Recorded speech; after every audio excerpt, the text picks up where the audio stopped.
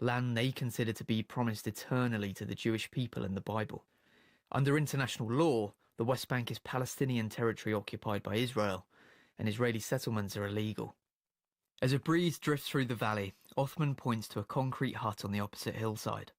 That, he says, is an outpost where a settler lives just a few hundred metres from Othman's groves. As we are talking, an Israeli military truck emerges and begins driving up the winding track towards us, kicking up plumes of dust. It pulls over nearby.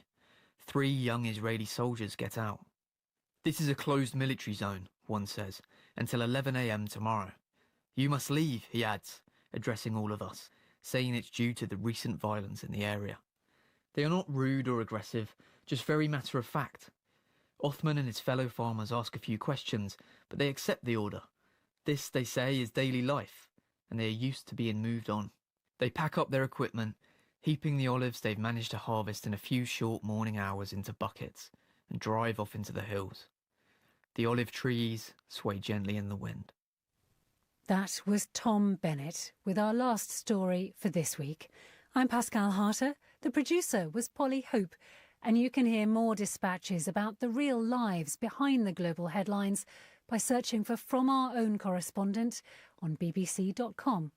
And we'll be back with fresh stories next weekend. So please do join us then, here on the BBC World Service.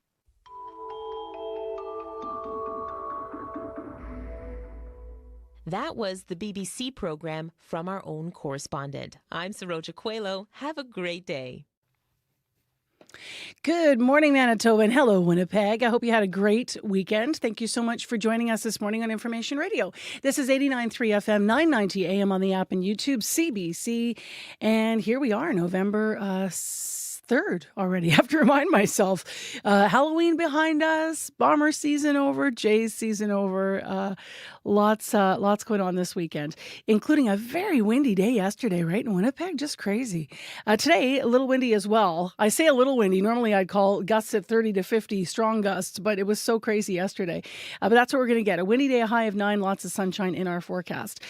Before we go further, let's say good morning to the team. Corey Funk is here, directing the show, covering the commute. Hi, Corey. Good morning to Abby Adiyemi behind the controls, our senior tech. Abby covers weather on the air. And good morning to our YouTube producer, Darren Marash. Say hello if you're watching the show. Let's go to our CBC Manitoba News headlines this Monday morning. At 3 minutes to 6 here now is Heather Wells. Good morning. Well, reflecting on the Canadian Armed Forces apology for racial discrimination and harassment, Joseph Maud says he just learned about that apology for the first time yesterday at an event honouring Indigenous veterans in Winnipeg. Maud says discrimination was swept under the rug or fell on deaf ears during his years of service in the late 70s and early 80s. National Indigenous Veterans Day is November 8th this year. And a storied run for the Winnipeg Blue Bombers is over. The Blue and Gold will not play for the Grey Cup for the first time since 2018. They were knocked out of the playoffs by Montreal in Montreal on Saturday. We're going to hear from a couple of players. Sad Saturday for sports, for sure. Our next local news coming up at 6:30. Yeah, it was. All across the nation and here in Winnipeg, a double whammy, right? Oh, yeah, for sure. Yeah, both the Jays and the Blue Bombers season's over. The Jets won. The Jets won. Yay! All right. Thank you, Heather. You're welcome.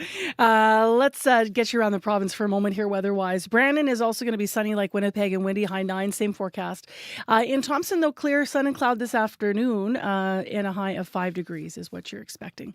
On the show this morning, we are going to talk about what's going on in the Middle East. You're about to get that teed up on World Report. Also, we will hear final days from the Bombers, final moments in the locker rooms. And then we'll hear about a cool event where they do scores from video games as part of the performances. Stay tuned. Today on Q. I'm Talia Schlanger in for Tom Power. Perth, Ontario's Elijah Woods is having a moment. He surpassed 1 billion streams and sold out tours all over the world. He's here to tell you about going from competing on a reality show to building a successful solo career. Can we talk about love, the changing in the weather? Q. This morning at 10:30 in Newfoundland, and on the CBC Listen app, or wherever you get your podcasts.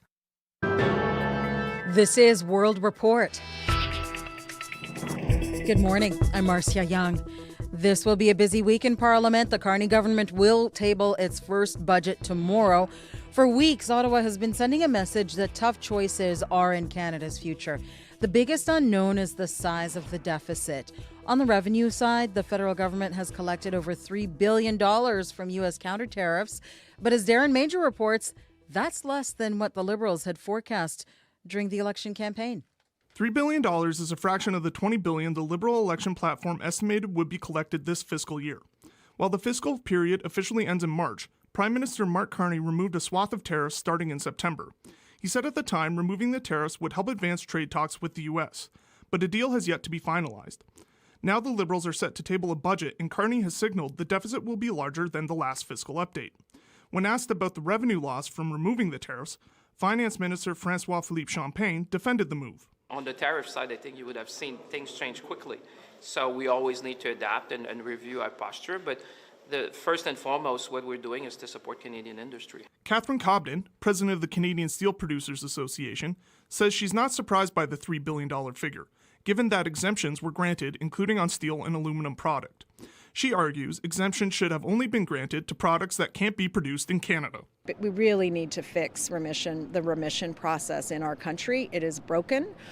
So that all translates to the revenue isn't being collected that the government originally thought they would collect. But Bill Robson from the C.D. Howe Institute argues that tariffs hurt the economy and are a bad way to boost the federal coffers. We do need to raise revenue, but there are less painful ways of doing it. Tariffs are a very damaging way of raising revenue.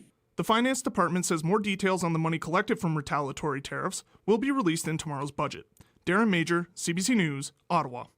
The United States government shutdown is entering its second month and is close to becoming the longest in history.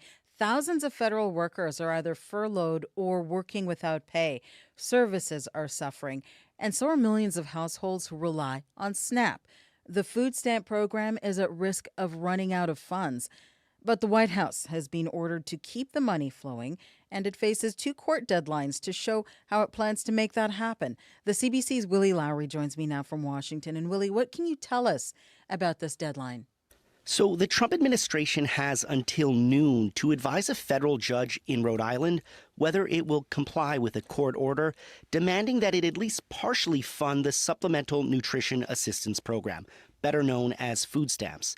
The administration is also expected to respond to a similar order from a federal judge in Massachusetts at some point later today as well. The U.S. Department of Agriculture says that because of the government shutdown, it can no longer fund food aid. 42 million Americans rely on the program. The USDA has a $5 billion contingency fund that these judges say should be used to keep the program running. Treasury Secretary Scott Bessent said the administration would not appeal the decisions. No, but there's a process that has to be followed, so we got to figure out what the process is. President Trump wants to make sure that people get their food benefits. Willie, the shutdown is now in day 34. Is there any end in sight? Not really. Both sides appear more dug in than ever, and it's very likely that this will become the longest shutdown in U.S. history. In an interview with CBS over the weekend, President Donald Trump was adamant that it's up to Democrats to end it. I'm not going to do it by extortion. I'm not going to do it by being extorted by the Democrats who have lost their way. Now, Trump has floated ending the filibuster as a way of reopening the government, but his own party has so far rejected the idea. Lawmakers use filibusters as a way of blocking legislation, and it requires a 60-vote threshold in the Senate to break, which, in a divided government like this one, can be really hard to come by. Thank you, Willie. My pleasure. The CBC's Willie Lowry in Washington. Israeli officials are confirming the 3 bodies it received from Hamas on Sunday are the remains of hostages. All of them are soldiers who died during the October 7th Hamas-led attack on Israel. There are now 8 more deceased hostages still in Gaza. Under the Trump administration's peace plan, all must be returned before the next phase can be implemented. Meanwhile, health officials in Gaza say Israel today handed over the bodies of 45 Palestinians. At least 20 people are dead in a massive earthquake in northern Afghanistan. The 6.3 quake struck overnight, sending buildings crumbling to the ground and people running for cover. Hundreds of people have been injured. The CBC's Anna Cunningham has the latest. Digging through the rubble of damaged houses in Tashkurgam district of Samangam province in northern Afghanistan. The structures made from mud bricks were unable to withstand the powerful shaking of a 6.3 magnitude quake. Mohammed Rahim says he woke about 1 a.m. local time to his home violently shaking. When we finally got outside, there was so much dust in the air we couldn't see anything, he says. He managed to rescue his mother and brother. In Mazar-e-Sharif, the famed Blue Mosque, known for its vibrantly coloured tiles and considered one of Afghanistan's holiest shrines, was also damaged. Footage filmed at night showed tiles and debris around the mosque. A spokesperson for Balkh province has confirmed that some of the shrine has been damaged. Afghanistan's Red Crescent is carrying out search and rescue efforts, but accessing some of the harder-to-reach villages will take time, with communications poor and terrain often mountainous. The United Nations and aid agencies have previously warned that hunger is rising in Afghanistan. This is now the third major earthquake that the Taliban-run government has faced since it took power in 2021. Anna Cunningham, CBC News, London. A Chilean refugee will become the next mayor of Montreal. Soraya Martinez Ferrada is only the second woman and the first Latino to ever hold the city's top job. The former federal cabinet minister was elected last night. The CBC's Sarah Levitt has more. Soraya Martinez Ferrada is the new mayor-elect of Montreal. At her headquarters, elation. Martinez Ferrada fled Chile with her family at just 8 years old, coming to Montreal as political refugees. She went into community work before being elected as a Montreal city councillor in 2000. In 2019, she made the leap to federal politics, becoming a Liberal MP, serving in Justin Trudeau's cabinet. We are here tonight because thousands of Montrealers believe in a better city. A city that truly belongs to everyone. Her campaign emphasized the need for change, saying she would incentivize private developers in order to build faster, making housing more affordable and accessible. She's the first Latino to be elected mayor of Montreal and only the second woman. Valérie Plante, at the helm of the city for 8 years under the Projet Montréal banner, opted not to run again. Sarah Levitt, CBC News, Montreal. Atlantic provinces are feeling the pressure as their populations age. It is a growing problem in Newfoundland and Labrador. Nearly a quarter of the people there are 65 and older. Seniors groups and researchers say it is going to put a strain on healthcare and housing. As Heather Gillis reports, that's even more pronounced for those already struggling to keep up with the cost of living.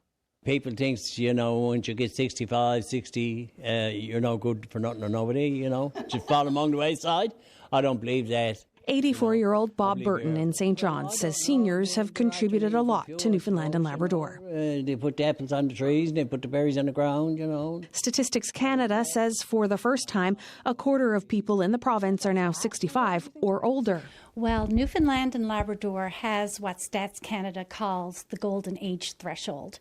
And as you know, we are the first province in the history of Canada to receive this age distinction, so that is huge. Kimberly Leonard is the CEO of Seniors NL. She says this grey wave will put a strain on healthcare, but the biggest problem, she says, is the high cost of living. Hits seniors hard, with some unable to meet their basic needs. Leonard says she's referring more seniors to shelters. We have people who call, what do I do? I'm getting evicted in 5 days because I cannot pay my rent. So where do I go? We saw this coming. A lot of people saw this coming. Karen Doody is the director of the Aging Research Centre at Memorial University's Grenfell campus.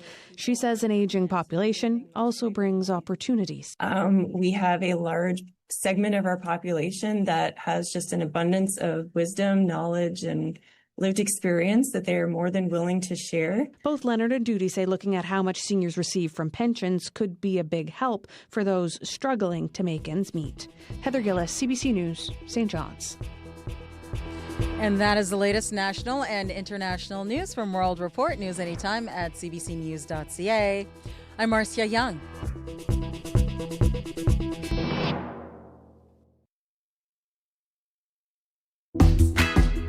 Good morning, everyone. Hopefully you had a great weekend. I'm RC Marcusa, and thanks for joining us on CBC. This is Information Radio, 89.3 FM, 990 AM on that app and YouTube. 4 degrees is where we're at right now. It's clear. It's not going to be as windy as yesterday, but still a day to hold on to your hat. This hour on the program, we're going to revisit something that happened over the weekend. The Winnipeg Blue Bombers playoff run ending. So we're going to take you to the locker room this hour, so stay tuned for that. In addition, over the weekend, the Southern Chiefs Organization held its 3rd annual First Nations Veterans Summit. We're going to hear from a veteran who was there and says steps toward reconciliation. Well, he'll explain what they mean to him, so stay tuned. Also, later in the program, we're going to talk more about a story that has to do with the roadways, and I'll just leave that there. News headlines are coming up.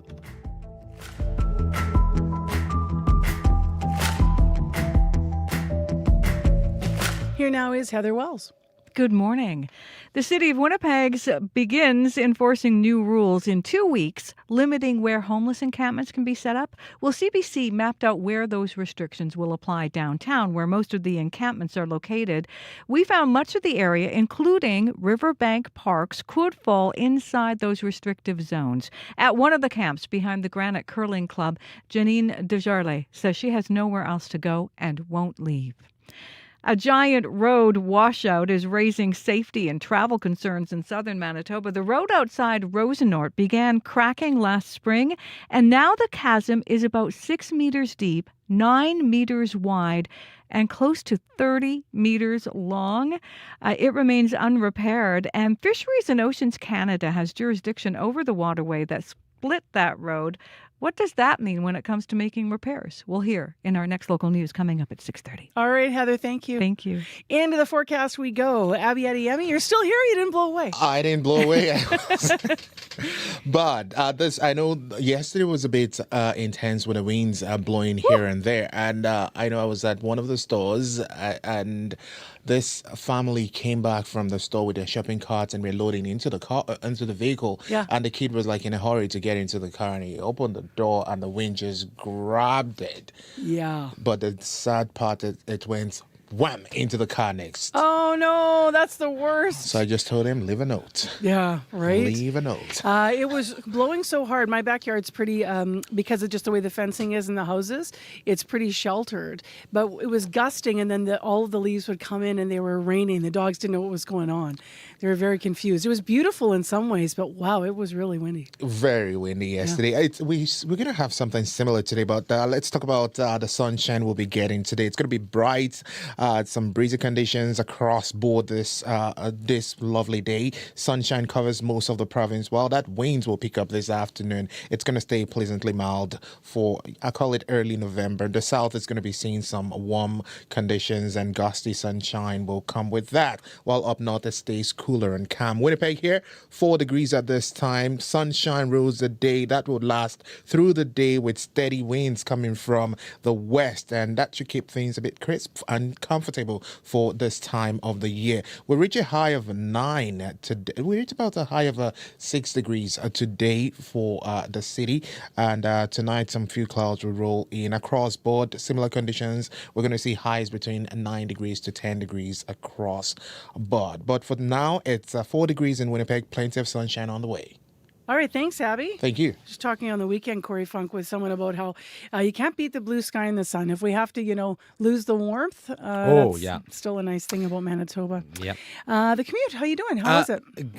Not a bad commute so far. Haven't heard of any major issues yet out there on the roads, highways, bike lanes, anything like that. But if you're walking, you're biking, you're driving, you see something going on, you can give me a call on the CBC commuter line. That number, 204-788-3093.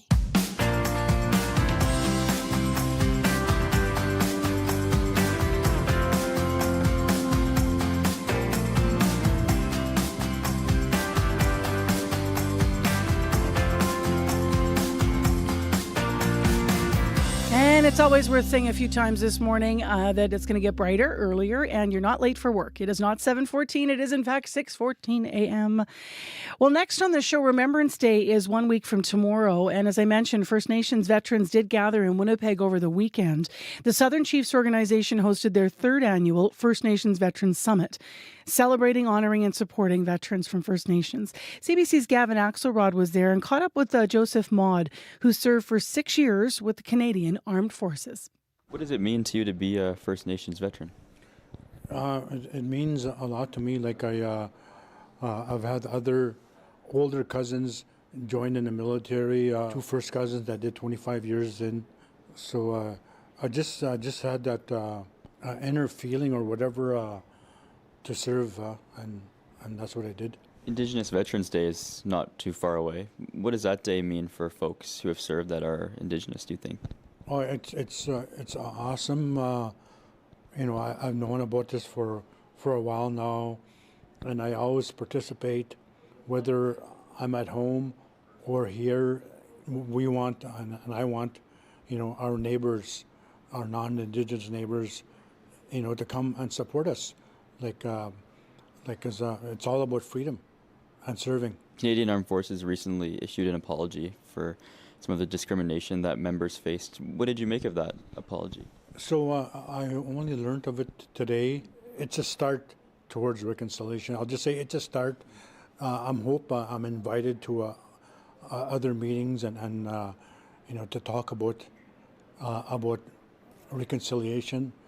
I believe that veterans such as myself are part of the solution in offering ideas for reconciliation. I was told by my superiors, if there's somebody gain the ranks, punch them out. Like, that was encouraged. That has to change. How does that make you a better soldier? Really, how does that make you a better soldier? So hopefully that kind of stuff, it doesn't belong in the military. It does not belong in the military. So that's one thing about this reconciliation. Hopefully more others speak out of it. They gotta listen to us now, rather when I was in, and it fell on deaf ears. Like I said, I brought up discrimination when I was in, but it was just swept under the rug. But now it's wide open, and somebody that's joining today, an Indigenous person, man or woman, should be be treated equally, and not like being harassed or whatever because that he or she is Indigenous. They're equal. That person could perform equally as the next person. Quite a statement there from Joseph Maud describing what it was like when he served back in the day, saying there, if somebody was gay, punch them out, sharing what it was like. Also, I don't know if younger generations can really wrap their heads around the fact that may not have been that unusual, which is, of course, the point in remembering all kinds of forms of discrimination. Joseph Maud served 6 years, as I mentioned, in the forces, in conversation with Gavin Axelrod over the weekend. Now, Gavin also spoke with Justin Woodcock, the First Nations Veterans Program Manager with Southern Chiefs Organization that put on this summit. He served for 8 years with the forces. This year's theme is Look How Far We've Come, not only in regards to the program, but also in regards to reconciliation efforts within the Canadian Armed Forces. What do you think it means for some of these veterans of all different ages and to be here today to interact with each other and speak to each other? I think it's really important. I think it's really meaningful for a lot of folks. Speaking as a First Nation veteran myself, I know what it's like to be surrounded by folks with that shared lived experience of wearing the uniform and that service history, and being around your peers and your comrades in a day of celebration and honoring. It's really heartwarming, and it brings a lot of healing to a lot of folks. We started the day off with a good day with a pipe ceremony with the drum groups, and we also had the Canadian Highlanders Pipes and Drum Band. And having those two distinct music styles of the First Nation drum group and also the military pipes and drums really brings together two pieces of our identity, the military history and our First Nation background. One of the things that we keep hearing is the need for traditional health policy to be adopted by Veteran Affairs Canada. And what that looks like is when a veteran goes downtown to Health Sciences Centre for some treatment for their PTSD, the cost for the transportation, their medicine, and the clinician's fees are all covered by Veteran Affairs. If that same veteran goes to their First Nation veteran seeks traditional healing practices, the cost for transportation, sacred medicines, and the honorarium for the practitioner all is burdened by the veteran. Veterans deserve to be treated the way that they want to be treatment and seek that treatment the way that suits them. I believe that's important, and a lot of the folks here have been echoing those statements today. We also know First Nations people in Canada have an 11-year shorter life expectancy gap, and for Veteran Affairs to adopt a traditional health policy, it would go towards shortening that gap and mending some of those practices. So, doing the work I do now, I engage a lot on the 17-wing military base locally, and the work that they're doing is incredible. They have a sweat lodge right at 17 Wing on the base, and currently serving members, veterans, and the public can go engage in cultural ceremonies at the sweat lodge ceremony on base. That's something that I didn't get to experience when I was in, and it really warms my heart to see how far we've come. Our keynote speaker today, Master Warrant Officer Robert Brown, shared some of those insights as his role as the Indigenous advisor for the Commander of the Army, and we've really come a long way. Justin Woodcock, the First Nations Veterans Program Manager with Southern Chiefs Organization, speaking over the weekend with CBC's Gavin Axelrod. Remembrance Day, of course, a week from tomorrow. North of North is in fashion, literally. CBC and the WAG are partnering to present Crafted on the Catwalk November 4th, a fashion show featuring cast members of the breakout comedy displaying designer clothes from Manitoba and the North. Then shop for fine handmade goods at Crafted Show and Sale November 7th to 9th. Visit cbc.ca/Manitoba/community for more, including an exclusive North of North screening and meet and greet. Up to speed, by the way, our afternoon show hosted by Faith Fundal is going to be on site at that. So that'll be a great live remote to hear all about that event coming up at the end of the week. Also, Corey Funk and I are going to be live from Flin Flon. That is on Thursday morning. We leave tomorrow, so we'll be off the show for a couple of days as part of our Communities in Focus initiative. 4 degrees clear in Winnipeg. Going to have sunshine today and 9 degrees. Really windy day again. Not as windy as yesterday. Hard to match that. But right now, as I mentioned, it's 4. Brandon, a little cooler. You'll also be at 9 today for the daytime high at 0, and Thompson is clear and -1. You're going to head to 5 degrees today.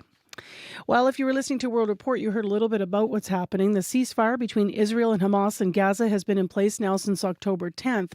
Almost a month later, though, some points of the peace plan have been implemented, but the experts say that the situation remains fragile at best. Over the weekend, the bodies of more hostages were returned to Israel, but deadly strikes continued in what the Israeli military says is retaliation for attacks against its soldiers.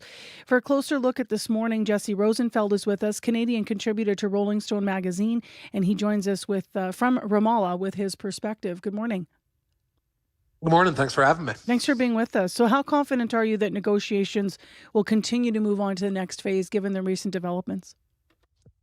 Well, seeing as Israel bombed Gaza last night, killing 2 people, as just this morning killed another person on for allegedly crossing the yellow line, which is the demarcation line of Israeli redeployment, the first phase of the ceasefire that's left Israel in control and occupying 53% of Gaza, that only adds to the fact that Israel has killed more than 220 Palestinians in Gaza since the ceasefire started, while is only allowing half of the aid that it committed to in the first phase to enter the Strip, along with no reconstruction materials. And the only machinery that's being allowed in is machinery to search for the bodies of Israeli hostages who are buried under 90% of Gaza, Gaza, which has been turned to rubble. So there is no real talk about moving towards the second phase at this point. The Israelis have made clear that this is that they intend to hold things as they are, if not go back to war. While for Palestinians, there is a fear that this is just another temporary pause like the last ceasefire. And if I may interject just for the other perspective, what's your sense of where we're at right now with the ceasefire from the Hamas point of view and whether or not they've held up to what they said they would do? Well, for Hamas, the main Israeli justification for its violations of the ceasefire has been a claim that Hamas has not yet returned all the bodies of the hostages. At the same time, Hamas is not exactly in a position to go to war because this was not so much a ceasefire deal that was negotiated as it was a surrender document that the U.S. and Israel presented to Hamas, basically accepting a 20-point plan with very vague and easily malleable stages that were at Israeli discretion as to how the process would move on. Alongside effectively an ultimatum that Palestinians accept these terms that have resulted in the current conditions of no day after and no prospect of it happening, or the continued genocide in Gaza until Israel had completed a stated goal of its cabinet, which was the expulsion of Palestinians from Gaza. So left between the ultimatum of a continued genocidal war and as much pause as possible, this is what's been accepted. And this is what Israel generally is banking on Palestinians understanding. Just if this peace process is to be successful in any meaningful or long-term way, in your view, what needs to change? Well, it's only being called a peace process by the Trump administration. The general sentiment from the Israeli public, which is incredibly relieved to have its hostages back, and that is actually enabled Israeli society to start to move forward from the question that had ripped it apart throughout the war on its direction of the war. The sentiment in Israel is with Gaza in ruins, the West Bank not under a ceasefire and under continued Israeli expansion and attack, and Israel reducing the rest of the region to rubble while striking Lebanon regularly, that the war is simply in their hands to move forward as they will. Well, for Palestinians, what they're seeing is the prospect of at best holding to any sense of quiet or comparative calm, with the constant fear that this will end just like the last ceasefire ended when Trump came into office, lost interest, and Israel went back to war. Jesse, thank you for your time today. Thank you so much for having me. Jesse Rosenfeld is a Canadian contributor to Rolling Stone magazine. He joined us from Ramallah. It is 6:27 a.m. on 89.3 FM, 990 a.m. on that app and on YouTube. And before the news, we've got a bit of a tune for you from Winnipeg-based Del Barber from the album Almanac. This is Jared.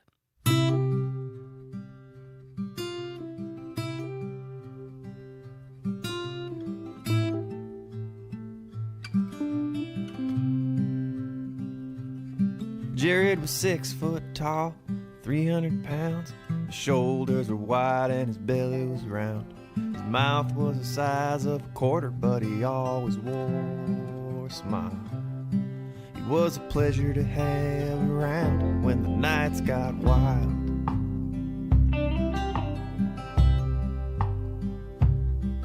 We were driving late October in a souped-up Escalade. Two old thugs talking about their feelings and all the mistakes we made.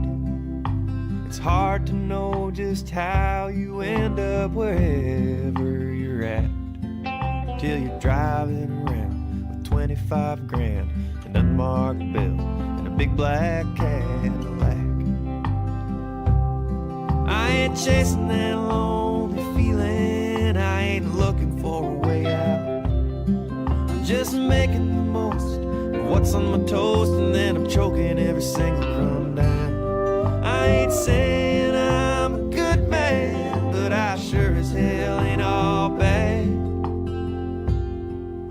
I keep myself from wanting what those other people have.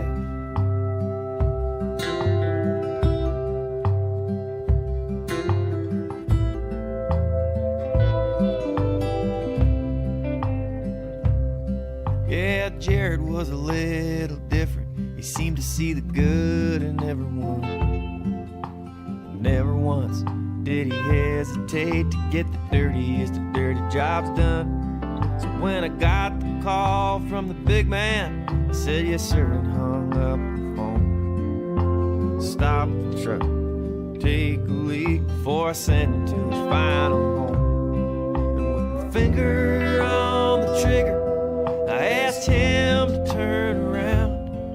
I had to see that little smile one more time before he hit the ground. I told him I was sorry, but I knew he understood. He would have done the same damn thing if he was standing where I stood. I ain't chasing that lonely feeling. Del Barber from the Almanac, Jared on CBC.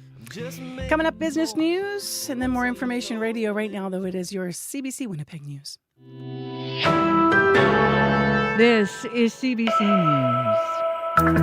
Good morning. I'm Heather Wells in Winnipeg. At 6:30, it's 4 degrees. And as strong as yesterday's wind was yesterday, we are going to see more of it today. Not quite as strong. Wind west 30, gusting to 50. Lots of sun today and still warmer than seasonal. A high this afternoon of 9. New restrictions on homeless encampments in Winnipeg go into effect in 2 weeks. Tents won't be allowed within 50 meters of playgrounds, pools, or daycares, or 30 meters from bridges, transit stops, and docks. At one building beside Muston Park, where tents have gone up along the riverbank, one man says he has dealt with thefts and safety concerns. Billy J. says he wants to be compassionate, but he says he's also had 4 bikes stolen. And earlier this year, someone set fire in front of his door. I don't want to be all NIMBY about it, not in my backyard. But, I'm paying, I want to feel for these people, but not at the expense of you're robbing me. You can explore our map of the new encampment zones. All you have to do is head to cbc.ca/Manitoba. Well, dozens gathered yesterday for the Southern Chiefs Organization's 3rd annual First Nations Veterans Summit. The event honors Indigenous veterans from the province, and this year's theme was Look How Far We've Come. Justin Woodcock is a First Nations veteran and SCO's Veterans Program Manager. He says the day is meaningful for those who take part. To be surrounded by folks of that shared lived experience of wearing the uniform and that service history, and being around your peers and your comrades in a day of celebration and honoring, it's really heartwarming, and it brings a lot of healing to a lot of folks. Woodcock also says it's important for all Canadians to recognize the contributions Indigenous people who have served have made. National Indigenous Veterans Day is November 8th this year. A giant road washout is raising safety and travel concerns in southern Manitoba. The road outside Rosenort began cracking last spring. Now the chasm is about 6 meters deep, 9 meters wide, and close to 30 meters long. It is still unrepaired, and the municipality put gravel down on a nearby dike road to reroute drivers. Fisheries and Oceans Canada has jurisdiction over the waterway that split that road in two. Mervyn Dewick is Deputy Reeve for the rural municipality of Morris. From what we understand right now, they're putting in bigger culverts, lowering them into the riverbed, and then normally I think what they've done is they put rock in there so that the fish can swim through. So you have to put bigger culverts in for the fish that they have, that they're trying to protect in here. Dewick says the municipality will apply for a provincial grant to help cover about half the cost of repairs, estimated at $1.2 million. Those repairs are expected to begin in March. Well, heading into tomorrow's federal budget, many analysts have been suggesting the money the Carney government has been collecting from U.S. counter tariffs would go to bringing down the deficit. But it turns out the $3 billion collected so far is significantly less than what had been expected. An earthquake has rocked northern Afghanistan. The body of a young girl being pulled from the rubble of a collapsed building. The 6.3 magnitude quake hit early this morning, with the number of confirmed dead currently at 20. That number, however, is expected to continue growing. The epicenter is near the city of Mazar-e-Sharif, where buildings have collapsed and power lines have been brought down. It's left a significant region of Afghanistan without electricity, including the capital, Kabul. Well, LA Dodger fans are gathering today for a World Series victory parade. Over the weekend, the Dodgers beat Toronto 5-4 in a Game 7 that went beyond the usual number of innings. It lasted through 11. Karen Bass is the mayor of Los Angeles. This has been a tough year for Los Angeles, but what happened in Toronto shows the grit and the spirit of our city. We stand together, we fight together, and we never give up, and that's what our Dodgers did in Toronto. The mayor of Los Angeles also gets bragging rights on a bet she made with Toronto Mayor Olivia Chow. Chow will now have to wear a Dodgers jersey and ride her bike for 1 mile because LA beat Toronto by 1 run. Well, the Winnipeg Blue Bombers season is also over. They cleaned out their lockers yesterday. It's the first time since 2018 the Blue and Gold won't be playing in the Grey Cup. Defensive star Willie Jefferson says he hasn't given next year much thought, but wants to stay with the Blue and Gold. For sure, would love to play another season here, right? You know, this is where I've been for the last 5 years and made some great things happen. I can continue to see great things happening.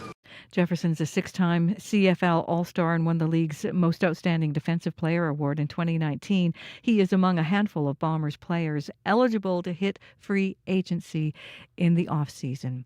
Well, you can find more news updated throughout the day. All you have to do is head to cbc.ca/Manitoba. Well, I've had my poppy on, Heather, for exactly 35 minutes on the air. I've already pricked my finger, so it's bleeding. Oh, no. And I've already had it fall off because I moved my hair and it went flying across kind of the room.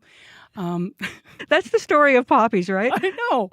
And it doesn't matter. Someone's going to say bend the pin or get a safety pin. But until I have one that I think pokes through and then goes and, has the earring back or something, I don't know.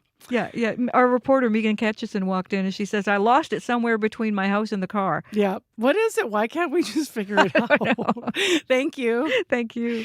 It might be gone, Megan. Sorry, because the wind is maybe going to take it away. Abby's here with our forecast today. Yes, Maris, it's going to be bright and windy across the province today. We're going to see more like sunny conditions in the south, and then that will come with that windy conditions you're mentioning, while the north is going to be staying more like cooler and a bit cloudy at some point towards the Hudson Bay coast. In Winnipeg right now, we're looking at 4 degrees at the Forks. Expect lots of sunshine through the day with steady west winds, making it, just a bit comfortable, but you will feel the winds for sure. We warm up to about 9 degrees for this time of the year. That's above seasonal. And then tonight, we'll see some clouds rolling. At that point, we get to drop to around 0. Similar conditions we're seeing in the Pembina Valley region, clear and mild at this time. 4 degrees, sunny, windy conditions on its way. That part of the province will touch 10 degrees, and then some clouds will build later tonight. For the Westman region, from Brandon traveling towards Nipawin, we're looking at clear conditions also. Cooler this time. We are at 0, expecting some sunny and windy conditions through the day. You warm to about 9 degrees, and then some clouds will roll in tonight to drop to about -2. For the Parkland region, from Dauphin towards Russell and traveling to Roblin, we're looking at clear conditions at this time, and it's going to be breezy also. We're going to see temperatures get to around 9 degrees later, but right now you are at 3 degrees. Gimli and surrounding communities in the Interlake region, we're looking at 3 degrees right now. Expect a sunny and windy day. High will get to 8 degrees. And then for the powerful influence surrounding community, it's going to be mostly sunny and calm today. We're looking at temperatures around 3 degrees right now. You're warming up to 8 degrees later today. Thompson, good morning. You are at -1. It's clear there. Expecting a mix of sun and clouds and high around 5 degrees. And for the north in Churchill, we're looking at cloudy conditions and windy there at this time. 2 degrees. You're warming up to 4. The winds is going to stay really strong from the northwest with the gust coming your way. So prepare for that. Overall, sunny and windy across board. Winnipeg, we're at 4 right now. I know I'm officially old, Corey Funk, because one of the highlights of my weekend, we got a new little shed. And we got it to put the chairs away. Yep. And it was like doing Tetris in there, but everything fit. Oh. And I swear I was excited the rest of the day. You just stood there just staring out the rest of the day, being like, yeah. Yeah. It actually all day I was just like, I didn't think we'd get it all in. And did you see how we managed to get this in and that in? And I thought, wow, I've turned into my father. I know. Back I built in the trunk on a vacation. Singular step outside of my house, and now I'm making everyone step on that step. step on that. You see my work there? I did it. And like, sometimes I stand there, I just stare at my stuff. I did that. That's my little joys. I know. Okay. Well, let's get into the commute. It's pretty good so far, probably? Yeah, pretty good so far. It's been a pretty quiet commute. Actually, I haven't heard of any major issues. Highways looking all right, too. But if you do see something going on, if you're walking, biking, driving, give me a call. I'll let folks know what you're seeing out there. That number, 204-788-3093. After the show, I'll come see your step and you can come check out. Yeah, you got it. How I It's pack the solid. shit, okay? That's awesome. Okay, sounds good. I'll check it out. Let's get into business news. Hallie Cotnam is with us live. Good morning, Hallie. Is it a good morning? I know. I'm sorry. I'm still there. Too soon. Do you know what? We're there on two fronts because the Bombers are out now and we're hosting the Grey Cup. So that was, Saturday afternoon and then Saturday night with the Jays. Do you know what? After the game, I actually turned it off and the next day I watched sort of Ernie Clement and Schneider and I watched all the post interviews. It was heartbreaking for those guys. There were tears, not mine. Yeah. But my son was. Oh no! Yeah, he's 16. He's a massive fan. Yeah, and my dad is 86. He's a massive fan, and you wonder, I suspect my son will see. He will live to see this all sort itself out for the Jays, but I don't know if everybody will. It was a long one. It was a long run. They played amazing, but it is over. Let's talk about business. Let's talk business. Let's talk tomorrow, actually, although something today that's happening in preparation. Canada's finance minister going shoe shopping today. Yep. François-Philippe Champagne continuing the often followed tradition of selecting a new pair of shoes ahead of tabling the budget. He's going to visit Boulet Boots in the small village of Saint-Tite, Quebec, which is famous for its cowboy boots. And then tomorrow, as you say, he'll deliver the first federal budget in 18 months. Expect generational investments, more money for the military, housing, and workers affected by the U.S. tariffs, but also expect the government will be reined in this budget with promises of tough choices and sacrifices. The key here is that Mark Carney's minority government needs support from somebody to get this thing passed. If it doesn't, we'll go to the polls before Christmas, possibly. But who will support this budget? The Conservatives are demanding that the PM scrap the industrial carbon tax and slash the deficit. The Bloc Québécois wants increased pension payouts and healthcare spending. The NDP says it won't support an austerity budget, though we learned that its interim leader says some of its 7 MPs may abstain from voting against it. The bottom line here, the Liberals need just 3 votes from one of the opposition parties to get tomorrow's budget through. All right. Later in the show, we're going to have local analysis from a Manitoba poly panel. So that's coming up. Now, one of the big drivers in tomorrow's budget is reaction to the U.S. tariffs. What do we understand about the 10% tariff that President Trump announced a week ago? Well, still just words, at least so far. The U.S. Secretary-Treasurer Scott Bessent appeared on CNN yesterday and was asked about it by Jake Tapper on State of the Union. When can we expect that 10% tariff to be taken down? He hasn't put on a 10% tariff. He threatened to put on a 10%. So he didn't actually do it? It hasn't been put on yet. Nobody likes foreign governments trying to sway public opinion for their own good. So the 10% tariff has not been enacted and it might not be enacted. We'll see. I'm picking up on the concerns about influence. Donald Trump's tariffs face a major legal hurdle at the U.S. Supreme Court this week. It will hear arguments about the use of the International Emergency Economic Powers Act, known by some as by its acronym IEPA or EPA. The lawyers will argue that applying tariffs using EPA was illegal, and that includes the fentanyl-related duties on Canada. But just a cautionary tone here. Even if the Supreme Court rules that those tariffs are illegal, it won't remove the sector-specific tariffs that are hammering our steel, aluminum, automobile, and lumber industries. Finally, this morning, you have a story about air travelers refusing to go quietly into economy class seats. Yeah, growing trend, people shelling out more to travel comfortably. Air Canada is reporting that premium cabin revenues were up 5% in the second quarter. WestJet says it's seeing, quote, double-digit year-over-year revenue growth for premium and business cabins. Delta Airlines CEO predicting that sales of premium seats will exceed those of economy seats for at least 1 or 2 quarters in 2026. Some say this trend is down to economy travel becoming increasingly unpleasant, perhaps deliberately so, say some travelers. As you likely know, Marcy, in an effort to maximize revenue, airlines have been squeezing more seats onto their planes and charging for perks such as more legroom and carry-on luggage, even a cup of coffee. And we've, I think, briefly spoke about this earlier. Soon, some ultra cheap seats on WestJet won't recline at all, which has sparked a bit of a debate this morning with folks on the airwaves about whether they are a recliner. Are you a recliner, Marcy? Yes, but usually I'm pretty mindful of who's behind me. Like if no one's behind me, I'm reclining. If someone with really long legs is, sometimes I'll forego it because I feel like I don't need to squish them more. So I'm recliner. I'm person dependent. Yeah, me too. At least I wait until after the meal, right? You know, and I don't want to be leaning into somebody's soup, whatever. Anyway, part of the trend toward premium seating is peer pressure, okay? Trend watchers say social media posts of folks sitting in better seats creates FOMO in some travelers, prompting them to dig a little deeper when they next buy a ticket. All right, Hallie, we'll talk to you tomorrow. Take care. That's our business news for this Monday, November 3rd, and Hallie will be back with more tomorrow.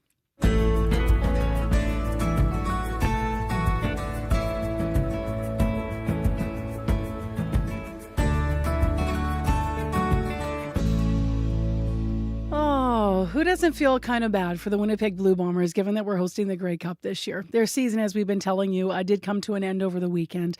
It also ended, though, their streak of 5 straight trips to the Grey Cup. And as I mentioned, in a year when Winnipeg's hosting. They lost 42-33 against the Montreal Alouettes. They did rally late in the game, but couldn't get it done. Players spoke to reporters yesterday during the final media availability for the season, including, as you may have heard a bit in the news, defensive lineman Willie Jefferson. It's been ups and downs, being resilient, showing grit, showing that, we can stick in it, fight, and, make our way back. Like once we did come back and then go take the lead and stuff like that, like it was a different vibe on the sideline, right? Like it was coming out of the locker room at halftime, like we had a sense of belief, right? From that first drive when the guys took the ball down the field and scored and things like that, we already knew it was like our time to turn the tables. And when we did that, we just couldn't finish the game how we wanted to. What kind of thought have you given about playing again and playing here if you do? To be totally honest, I haven't really given it much thought, right? Like talking to Coach O'Shea yesterday after the game, talking to the coaches, the defensive coaches and things like that, just talking to them and just letting them know how I felt and see how they felt about things and stuff like that. They just told a lot of the guys, like in my situation and stuff like that, don't worry about that type of stuff right now. Like just try to connect with your teammates and things like that before everybody leaves. But after that, just try to focus on the holidays, going back and spending that time with your family and friends and things like that. And then when you get the opportunity to start worrying about next year, then we'll talk about it. We'd love to play another season here, right? This is where I've been for the last 5 years and made some great things happen. I can continue to see great things happening. Just trying to keep it going, right? Just trying to continue to be a dominant force, continue to be a leader, continue to be a pillar for this team, right? And a pillar for the CFL, right? You know what I'm saying? For the young guys coming from the States or for wherever, right? When they see what Winnipeg football is and they see me, I want them to see a beacon, right? A bright light, right? Nothing dim about being here and things like that, but then also coming to the CFL, like when they check out the CFL and see what the CFL is all about my guys coming from the States, and just see that you can come up here, make a name for yourself, have some fun, and then hopefully play in front of an amazing fan base like we have. The environment, the culture that we built here in Winnipeg for the Winnipeg Blue Bombers, we hold ourselves to a high standard, right? And any team or any player that's been in the CFL for the last 8 years and things like that, and you've seen what we've built here, and they know, like, guys want to be a part of this culture, right? Guys want to come from other teams and be a part of this culture. They see the guys that we have on this team. They see the coaches that we have on this team. They see the fan base that we have for all these home games and even for the games when we travel, right?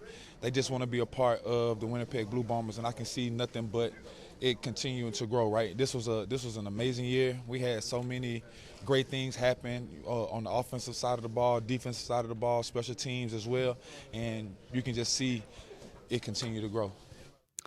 Defensive lineman Willie Jefferson of the Winnipeg Blue Bombers speaking to reporters yesterday. And so the season for the Bombers is over. They lost 42-33 against the Montreal Alouettes. That ends their streak of 5 straight Grey Cup appearances. Now, keep in mind, just because Winnipeg's not in it, there's going to be a whole ton of things going on in a couple of weeks here for the Grey Cup. Winnipeg is hosting. And if you've never been to a Grey Cup, then you may not know how much goes on around it. Every team's going to have parties and socials and gatherings leading up. There's going to be festivities. There's the awards night. All of that will be happening and hosted here in our city. If it happened today, find out today. That's the power of having the news in your hand. Get late-breaking news from reporters across the country, straight to your mobile device. Customize your experience with news from your region and what matters to you. Whether it's big headlines, detailed articles, live events, or on-demand video, CBC News has got you covered. Connect to the world. Download the free CBC News app or visit cbcnews.ca. Well, next on your Monday morning show on CBC, it is federal budget day tomorrow. As you've been hearing, the Carney government will reveal to us the vision for the economic management of Canada. Prime Minister Mark Carney and Federal Finance Minister François-Philippe Champagne have already warned there will be austerity measures. Now, among them, that the federal public service will be reduced in size. To talk about that and more, Thomas Galipo is with us, political scientist at the University of Toronto. Good morning. Good morning. So let's start there. What are you expecting by way of the cuts to the public service? So no one knows exactly what is coming, but it could be significant because earlier this year, all ministries were given the directive to find 15% in economy. So there's multiple ways the government usually reduces its spending. The most common one is attrition, layoffs, and buyout. So in general sense, the public servants are incentivized to retire early with different package to sweeten their deal and lay them off. Then these positions are closed without anyone replacing them. So on the surface, that's pretty seamless and painless because people were just quit a little early. But since they're not replaced, it can increase workload on other public servants. In a similar fashion, programs can be led to quote-unquote sunset. This means that when the funding ends, they are not renewed. So it just ends. And finally, the government can also merge certain services in the hope of reducing administrative personnel. So merging two services together can cut on communication, on legal, on HR, on all these things that can be handled just in one department. Do we know specifically, you said above the board, all the departments have been asked to find, to cuts, to find inefficiencies or to take stock of who they might, as you said, send into retirement or through attrition, open positions. But do we know what areas might be most affected in the civil service? So again, it's really uncertain. I can start with what is certain, though. It's really likely that the Department of National Defense, Canada Border Service Agency, and Royal Canadian Mounted Police will not be affected since we've been receiving from the government steady signaling that the major investment would be made in those departments. But I was reading a public policy report that looked into which program could sunset if not renewed. And these programs targeted a lot of women's program, emergency program, environmental and transportation program that could be affected. What's the government's case for why this should happen, and what have we seen before that might give us an understanding of how it might? So let's start by the first question. The case for efficiency is that since 2015, I looked at the numbers, and about 3% per year increase in the public sector, while the population has grown by 1.5%. So that means that the public sector has grown twice as fast as the population for the past 10 years. So that's compounded over 10 years. That means a big mismatch between what the public sector is expected to be and what it actually is. And so the second part was the history of retrenchment. Mm-hmm. So the first big wave was in the 1990s following the rapidly rising public debt problem. Also a very big neoliberal era with ideas of balanced budget at all costs. So these governments, that means late Mulroney, Chrétien, and Martin government, really did the job by reducing transfer to provinces in healthcare, but also with attrition layoff with about 45,000 people. The second wave was following the 08 and 09 financial crisis, where major cuts were made after the stimulus packages, where economies have to be found, and they were found by laying off around 20,000 people, but also more specifically by cutting back in programs like in the environmental sector, Statistic Canada, remember the census, for example, and foreign affairs, among others. But both of these eras did bring a balanced budget and also even created budget surplus. Politically, what might be the fallout from this reduction? The fallout is really unclear because it's often relying on public opinion, how people see that. The question how they're asked in surveys often don't really provide clear trade-offs with cuts and their effect. But a majority of people do support the idea that deficit is an important issue and believe that spending reductions are required. How much, it is unclear. The data was too spread out. But at the same time, a majority also support higher taxes on the wealthier individual to finance the spending. They also want to protect important sectors like healthcare, housing, and senior benefit. And finally, even though these cuts might be painful, 46% trusted Carney to deliver a budget that hurts the least, compared to 38% for Poilievre. So the next question is, the government is still a minority. How these who's going to step up to pass it? And yeah. Exactly, totally. There's some analysis this morning that the NDP say they won't support an austerity budget, but I understand they said that some of their members could not vote on the budget, which effectively would still put the Liberals over the top to pass this thing. And not have the NDP in the position of supporting something that obviously, anything with cuts to the union, the NDP is not going to step up and support.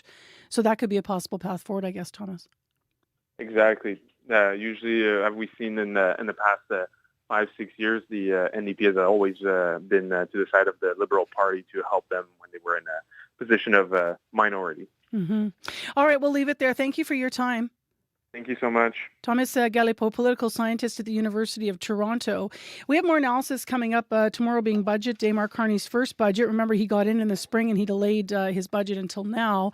There's an on-world report we're about to hear how the amount of money coming into this country from counter tariffs has not been near what they had projected that might be. So that might be pressing on the budget. And we'll hear more analysis coming up on World Report as well.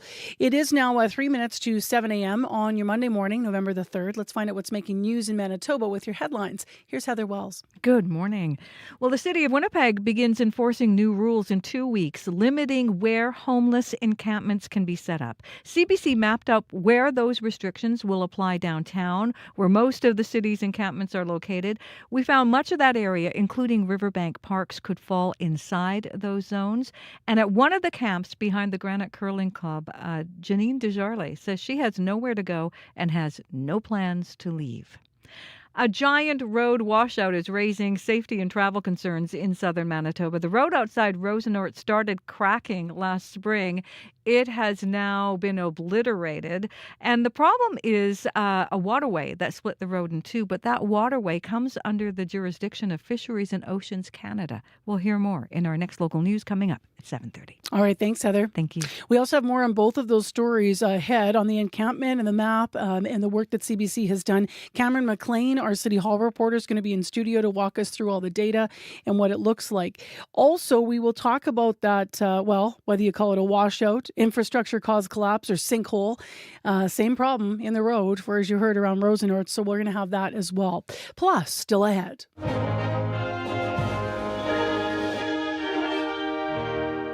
We're going to find out how a new orchestra in Winnipeg is bringing music like that from video games to life. So stay tuned. That's all ahead on Information Radio here on CBC. Let's have a quick look at our weather here. Not as windy as yesterday, but still gusty winds, west 30 to 50 in Winnipeg and in Brandon. Sunny both cities and a high of 9 in both cities. We have the same forecast. Winnipeg right now clear and 4 degrees to make way for a pretty nice day. In Brandon, clear and 0. Up in Thompson, clear -1 right now, and you'll expect a high of 5 degrees, and you'll have a mix of sun and cloud for your day. The morning commute has been cooperating, so give us a call if you see anything that we should pass along. No matter what city you're in Manitoba, no matter what community you're in, if you're biking, driving, walking, pass along anything that we can give to the other listeners that might be helpful for the commute. 788-3093, that's where you're reaching Corey. Westbound Highway 1, we've just been understanding right around Tinkertown,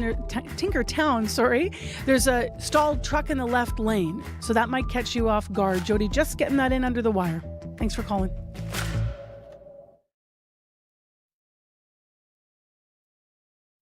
Today on The Current.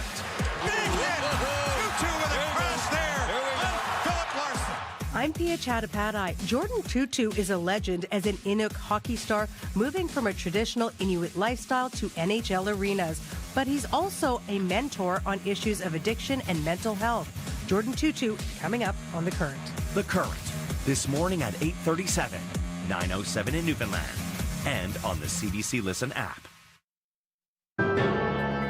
This is World Report. Good morning. I'm Marcia Young. The Ontario government is sitting on a secret stash of booze worth nearly $80 million. That is the wholesale cost of millions of bottles of beer, wine, and spirits. It was all pulled from provincial liquor store shelves back in March in the U.S. trade fight. But as Colin Butler reports, when it comes to exactly what is in there, how much has gone bad, and what it costs, the public is not allowed to know. I mean, it's just ludicrous. Toronto Metropolitan University professor James Turk is blunt. He's an expert on censorship and government transparency, and he's calling the Ontario government out. To claim that what their inventory of American wine and liquor is a cabinet confidence is bizarre and outrageous. The LCBO is sitting on almost $80 million in American booze, pulled from the shelves in March as part of the ongoing U.S.-Canada trade fight. When CBC asked for details under the Freedom of Information Act, it took 64 days to respond, twice the legal limit. 50 pages eventually came back, but most of them were blacked out. How much booze is expiring, how much has been destroyed, the cost of it all, redacted. In Quebec, New Brunswick, and Nova Scotia, similar stockpile information is public. In Ontario, a cabinet secret. We, as the opposition and regular Ontarians, have a right to know what the government's decisions are being based on. NDP leader Marat Stiles says it's part of a broader pattern of secrecy under Premier Doug Ford. Again and again, we find that they are hiding this information from people. They're blacking it out on the pages. CBC has appealed the LCBO's decision. The Premier's office, the Ministry of Finance, and the LCBO did not respond to a request for comment. Colin Butler, CBC News, London, Ontario. The Carney government will table its first budget tomorrow. For weeks, Ottawa has been sending a message that tough choices are in Canada's future. The biggest unknown is the size of the deficit. On the revenue side, the federal government has collected over $3 billion from U.S. counter tariffs. But as Darren Major reports, that is less than what the Liberals had forecast during the election campaign. $3 billion is a fraction of the $20 billion the Liberal election platform estimated would be collected this fiscal year. While the fiscal period officially ends in March, Prime Minister Mark Carney removed a swath of tariffs starting in September. He said at the time removing the tariffs would help advance trade talks with the U.S., but a deal has yet to be finalized. Now the Liberals are set to table a budget, and Carney has signaled the deficit will be larger than the last fiscal update. When asked about the revenue loss from removing the tariffs, Finance Minister François-Philippe Champagne defended the move. On the tariff side, I think you would have seen things change quickly. So we always need to adapt and review our posture. But the first and foremost, what we're doing is to support Canadian industry. Catherine Cobden, president of the Canadian Steel Producers Association, says she's not surprised by the $3 billion figure, given that exemptions were granted, including on steel and aluminum product. She argues exemptions should have only been granted to products that can't be produced in Canada. But we really need to fix the remission process in our country. It is broken. So that all translates to the revenue isn't being collected that the government originally thought they would collect. But Bill Robson from the C.D. Howe Institute argues that tariffs hurt the economy and are a bad way to boost the federal coffers. We do need to raise revenue, but there are less painful ways of doing it. Tariffs are a very damaging way of raising revenue. The Finance Department says more details on the money collected from retaliatory tariffs will be released in tomorrow's budget. Darren Major, CBC News, Ottawa. BC is hosting an emergency summit today on softwood lumber. Premier David Eby will be joined by federal ministers, including Dominic LeBlanc, who is responsible for Canada-U.S. trade. The industry is looking to Ottawa for more support to withstand U.S. tariffs. It's facing levies of almost 50% or more on products exported south of the border. Softwood lumber employs tens of thousands of workers in BC. Israel says the 3 bodies received from Hamas on Sunday are all Israeli soldiers. That confirmation means there are now 8 other deceased hostages still in Gaza. Repatriation is a key requirement of the Trump administration's peace plan. The delay in the return is keeping the plan from moving to the next stage. Crystal Gomansing has more from Jerusalem. They understand the weight of what each operation means. Sarah Davies says the International Committee of the Red Cross takes the responsibility of its work facilitating handovers as a neutral party with care. When each hostage and remains of hostages are returned home, what it means for their families and also what it means for the ceasefire agreement. Every few days, more bodies are handed over. A slow recovery and return process that's exerted pressure on a fragile peace. Not all of the bodies have been hostages, with accusations that Hamas is playing games. The 3 bodies returned last night are from the deceased list. 20 of 28 have now been returned. Asif Hamani, Oz Daniel, and Omer Nutra were soldiers killed October 7th during the Hamas-led attacks on Israel. Killed in what Israel Defense Forces called defensive battles, and then their remains kidnapped and taken into Gaza. Nutra was an American-Israeli citizen. On board Air Force One heading to Washington, U.S. President Donald Trump said he spoke to Nutra's parents after he was ID'd. They're thrilled in one sense, but in another sense, obviously, it's not too great. Leaders of Arab and Islamic countries, meanwhile, are meeting in Istanbul. They're focusing on ceasefire developments as Israel and Hamas both accuse each other of major violations. Crystal Gamansing, CBC News, Jerusalem. Rescuers in northern Afghanistan pulled the body of a young girl from the rubble of a collapsed building. A 6.3 magnitude earthquake shook the country earlier this morning. At least 20 people are dead, and the Afghan Ministry of Defense says that number is expected to rise. The quake struck near the city of Mazar-e-Sharif. The ruling Taliban says more than 500 people have been injured. The U.S. government shutdown is close to becoming the longest in history, and U.S. President Donald Trump says the Democratic Party has lost its way. They become crazed lunatics, and all they have to do, Nora, is say, let's vote. Trump making the comments during an interview with 60 Minutes. The Democrats maintain that they want assurances Trump will be open to extending current health care subsidies due to expire. Trump says no. All they have to do is raise 5 hands. We don't need all of them. But so you're saying your plan is to tell the Democrats to vote to end the shutdown? Correct. Very simple. And that you will put forward a health care plan? No, we will work on fixing the bad health care that we have right now. We have terrible health care at too expensive for the people. Trump says the Democrats will either have to capitulate or Republicans should look at ending the Senate filibuster. That would allow legislation to pass by a simple majority. A retired truck driver is telling others about a hard lesson he had to learn. After selling his used SUV, he was still being held responsible for the vehicle. As Go Public's Rosa Marcatelli tells us, his story is exposing a legal gap that could put other sellers at risk. I didn't know what to do. Daryl Nash has bought and sold plenty of vehicles. The last one was an aging Acura with more than 300,000 kilometers and mechanical issues. He sold it for $500 cash. Two adult people made a deal, shook hands, signed papers, and transferred money. That should be the end of it. But it wasn't. Months later, Nash says he was blindsided by a towing and storage bill for the vehicle, more than $1,500 by the time he opened it. The SUV had been abandoned on the side of the road, still registered under his name. The tow truck company pretty much said that, well, we'll just send it to collections. You'll end up paying it because it'll ruin your credit. The buyer never registered the vehicle, so Nash is still legally responsible.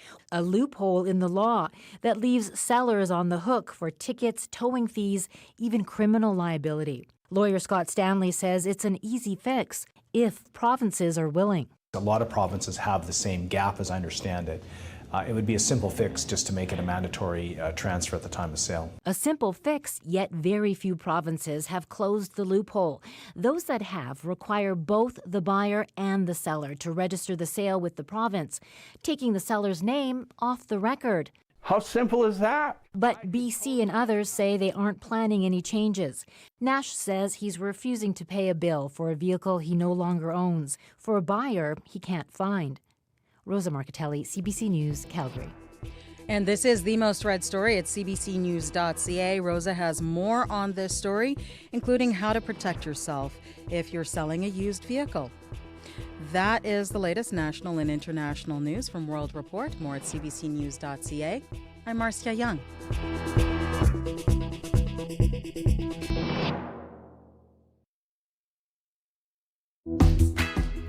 Good Monday morning, everyone. I'm Marcy Marcusa. We're live in downtown Winnipeg on 89.3 FM, 990 AM on the app and YouTube. This is CBC for your November 3rd. What a windy day yesterday. Less so today rather, but we will have some sunshine today as well, which is nice. Yesterday morning was a little creep of sunshine, but then it sure did cloud over. Let's get into what's coming up on the show this hour. There's a map you might want to check out at cbc.ca/Manitoba this morning. It will show you the impact of new rules that are coming this month about where homeless encampments can be set up in Winnipeg. It will change the landscape of the city. We're going to dig into the details of that, and CBC reporter Cameron McLean will join us just before 8 with it. Also this hour on the program, whether you call it a washout, a quote, infrastructure-caused collapse, or a sinkhole, it's going to be a costly fix for the community of Rosenort, Manitoba. We're going to hear all about what's been happening with a stretch of roadway that is now turned into mud. So stay tuned, that's coming up. Right now, Heather Wells is here with details on other stories in our morning headlines. Good morning. Good morning. We're reflecting on the Canadian Armed Forces' recent apology for racial discrimination and harassment. Joseph Maud says he just learned about that apology for the first time yesterday at an event honoring Indigenous veterans in Winnipeg. He says discrimination was swept under the rug or fell on deaf ears during his years of service in the late 70s and early 80s. National Indigenous Veterans Day is November 8th this year. We'll hear more on that. And a storied run for the Winnipeg Blue Bombers is over. The Blue and Gold will not play for the Grey Cup for the first time since 2018. They were knocked out of the playoffs by the Montreal Alouettes on Saturday. We're going to hear from our quarterback, Zach Collaros, in our next local news coming up at 7:30. All right, thanks, Heather. Thank you. Let's get into the forecast. Here's Abby. The sun already making its appearance in most of the regions down south. It's going to be a bright and breezy Monday across board with sunshine spreading across most of the province. The south will feel mild with windy conditions while the north stays cool and calm under mostly cloudy skies. Right now, Winnipeg, it's clear, it's calm. The sun is already making its appearance. 4 degrees right now. Sunshine stays with us throughout the day. While it's going to still be a bit breezy, but the winds won't be as strong as what we got yesterday. We're still going to get that west breezy conditions, keeping things mild, and we'll see temperatures climb to about 9 degrees later today. Similar conditions were seen in the southern parts of the province from Port Perry all the way through Morden to Brandon and the Parkland region. It's going to be sunny, but we're going to see temperatures climb to about 8-9 degrees in most of some areas. Might even see 10 degrees later today. Up north, it's more like cooler. We're going to see highs between 5 and 8 degrees. Right now, Winnipeg, It's a calm one, 4 degrees at the Forks. All right, thanks, Abby. Thank you. Corey Funk is here with the commute. Yes, got a call from Jody. She says, heads up, westbound Highway 1, and the kind of Fermor, I guess you could also call it, outside of Tinkertown coming into the city. There is a stalled truck in the left lane. You want to keep right to get around that. She said it kind of snuck up on her. She almost rear-ended it, actually, so she's just giving other drivers a warning to keep right, or else that might catch you off guard. Other than that, though, I haven't heard of any major issues out there, but if you're walking, you're biking, you're driving, you see something, you can give me a call on the CBC commuter line. That number, 204-788-3093.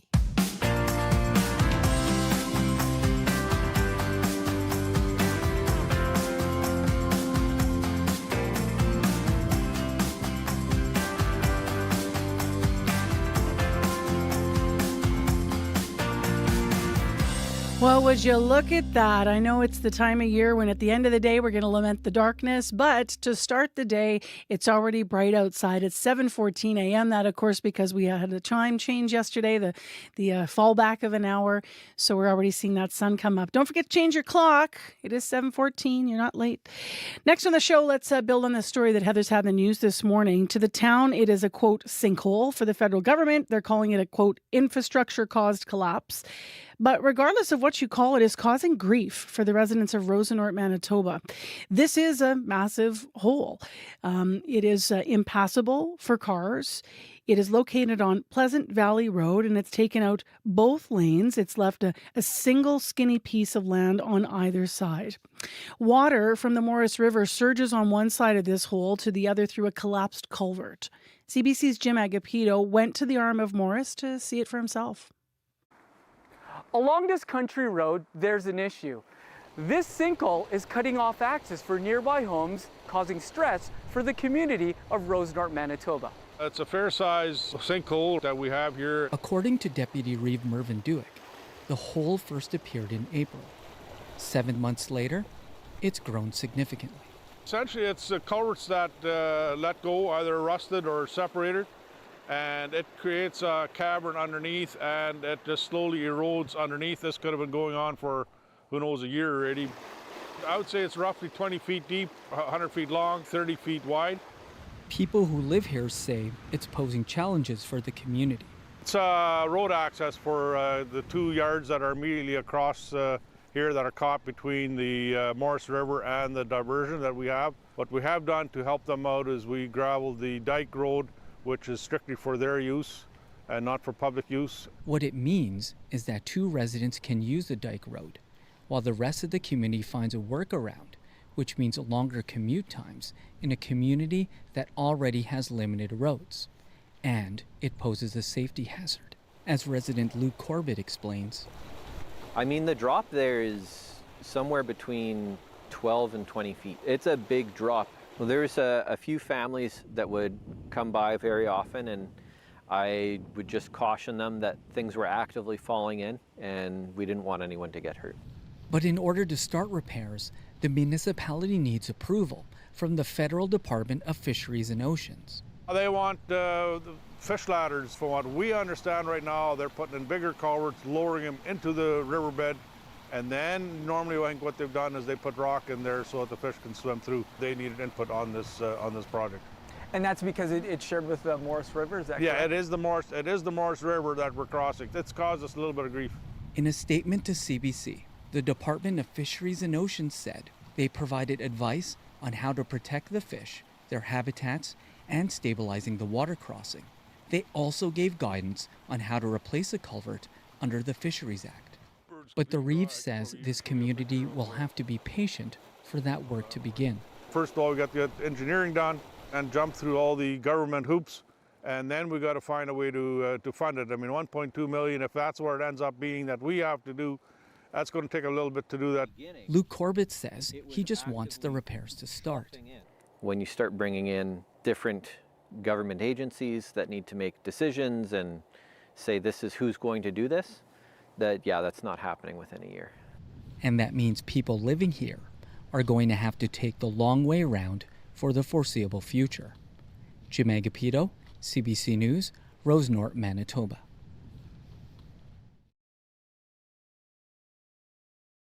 That sinkhole from above, if you're watching on YouTube, that was Jason Empsom here shooting that. You can see it all online as well. So as we mentioned, the federal government prefers to call this a, quote, infrastructure-caused collapse, end quote. In an email, a spokesperson for the Department of Fisheries and Oceans says they provided the RM with guidance on how to fix the hole while minimizing the impact on nearby fish habitat. The email went on to say DFO, quote, received a request for the review for the culvert replacement on September 29th. 2025. A letter of advice was sent to the Arm of Morris October 8th, 2025, and construction is proposed to start on January 26th, end quote, just to reiterate some of the hoped-for timelines, although, as you heard, residents are skeptical. If you want to see the story once again, check out our CBC Manitoba YouTube page. North of North is in fashion. Literally, CBC and the WAG are partnering to present Crafted on the Catwalk November 4th, a fashion show featuring cast members of the breakout comedy displaying designer clothes from Manitoba and the North. Then shop for fine handmade goods at Crafted Show and Sale November 7th to 9th. Visit cbc.ca/Manitoba/community for more, including an exclusive North of North screening and meet and greet. 7:19 a.m. We've been talking so much about sports. I just want to take a moment for the arts. I saw the show at MTC this weekend, Life of Pi, and we had the artistic director of the theater on talking about these amazing puppets that are part of that show. They really were incredible. I've never seen puppeteering like that before on stage, seeing the tiger come to life and all the sounds and subtle movements. So the artists that were on stage were just amazing, including the leads. So it's just really, really solid show and busy for Saturday afternoon. In Winnipeg, it's calm. It's 4 degrees. The high today is 9. And you might have handed out candy in between all of the heartbreak sports losses over the weekend. On Friday night, of course, the Jays playing Game 6, but people still handing out candy. Now, you might still have candy this morning. This Monday morning is always the one where it shows up everywhere. The leftover candy makes its way into the office, into your lunches, on side tables wherever you're at, the reception desks if you're out and about. But with all these piles of candy sitting all over the place, we wanted to revisit the science behind sugar's short-term effects. Here's Blair Sanderson. Sugar alert! Let's go! This is part of a public service announcement aimed at kids from the 1990s. It features a girl stuffing her face with candy who starts literally bouncing off the walls of a padded room. She's trapped in a hyperchamber. That's where you go when you have too much sugar. Fast forward to today, and that idea still persists. Selena Carmali is a pediatric dietitian in Vancouver. I'm a mom myself, and I know that a lot of my friends say it sometimes, or if I'm at a birthday party, I overhear parents talking about how they're in for it maybe later on because of all the candy or all the treats that are at parties. And to be honest, I also grew up thinking the exact same thing because my parents told me that sugar made me hyper. But Carmali says that link between sugar and unbridled energy is often overstated. Sure, candy does cause glucose levels in the bloodstream to go up, but it's not a huge difference from eating something like a banana that has natural sugars. It just happens a bit faster with candy. And while that speed of absorption can't be discounted, Carmali says there are often other factors at play. For instance, sweets are often served during celebrations or other occasions that break from a child's normal routine. So I do think it's kind of this perfect storm sometimes at these events that cause this perception of hyperactivity, and it's super easy to just pin it on the sugar because then it feels like something you can control. Like if I limit my kids' sugar intake, then they won't have this hyperactivity behavior at these parties. When really, I think those things would happen regardless because they're in an excited environment. Even in calmer settings, it's not easy to conclude what's going on when sugar is on the menu. Carmali points to a blind experiment that involved two groups of kids. One group ate sugary foods. The other was given a sugar substitute. In both cases, the parents reported their children became more hyperactive. There is no objective measure for parents to use or for anybody really to use when it comes to kind of measuring that. So you have to think about, is there a placebo effect going on? Christy King is a registered nutritionist at Texas Children's Hospital. She too says it's hard to understand all the factors that contribute to the so-called sugar high. However, she's more certain of what follows a spike in blood glucose. Then we end up having this crash down. So what goes up must come down. Dietitian Selena Carmelli agrees. The corresponding drop from a rapid increase in blood sugar is better understood. It's actually that come down of blood sugars that sometimes can have symptoms of irritability and fussiness and maybe eventually lead to meltdowns. And so I wonder sometimes if we're kind of, assuming that sugar causes this hyperactivity when really it's coming down from that increase in blood sugar very quickly and kind of causing that like quote unquote crash that happens when your blood sugar does lower too quickly. Put another way, it's the low from too much candy that's more real than the high that came before it.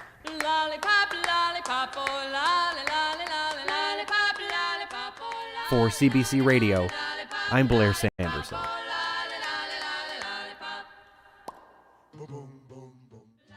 Well, one way to avoid a sugar crash from candy is to eat nutritious foods around the same time. So things like with fiber, proteins, healthy fats, they all play a role, by the way, in slowing the absorption of glucose into our bloodstream. And that can prevent those rapid spikes that can lead to lower lows.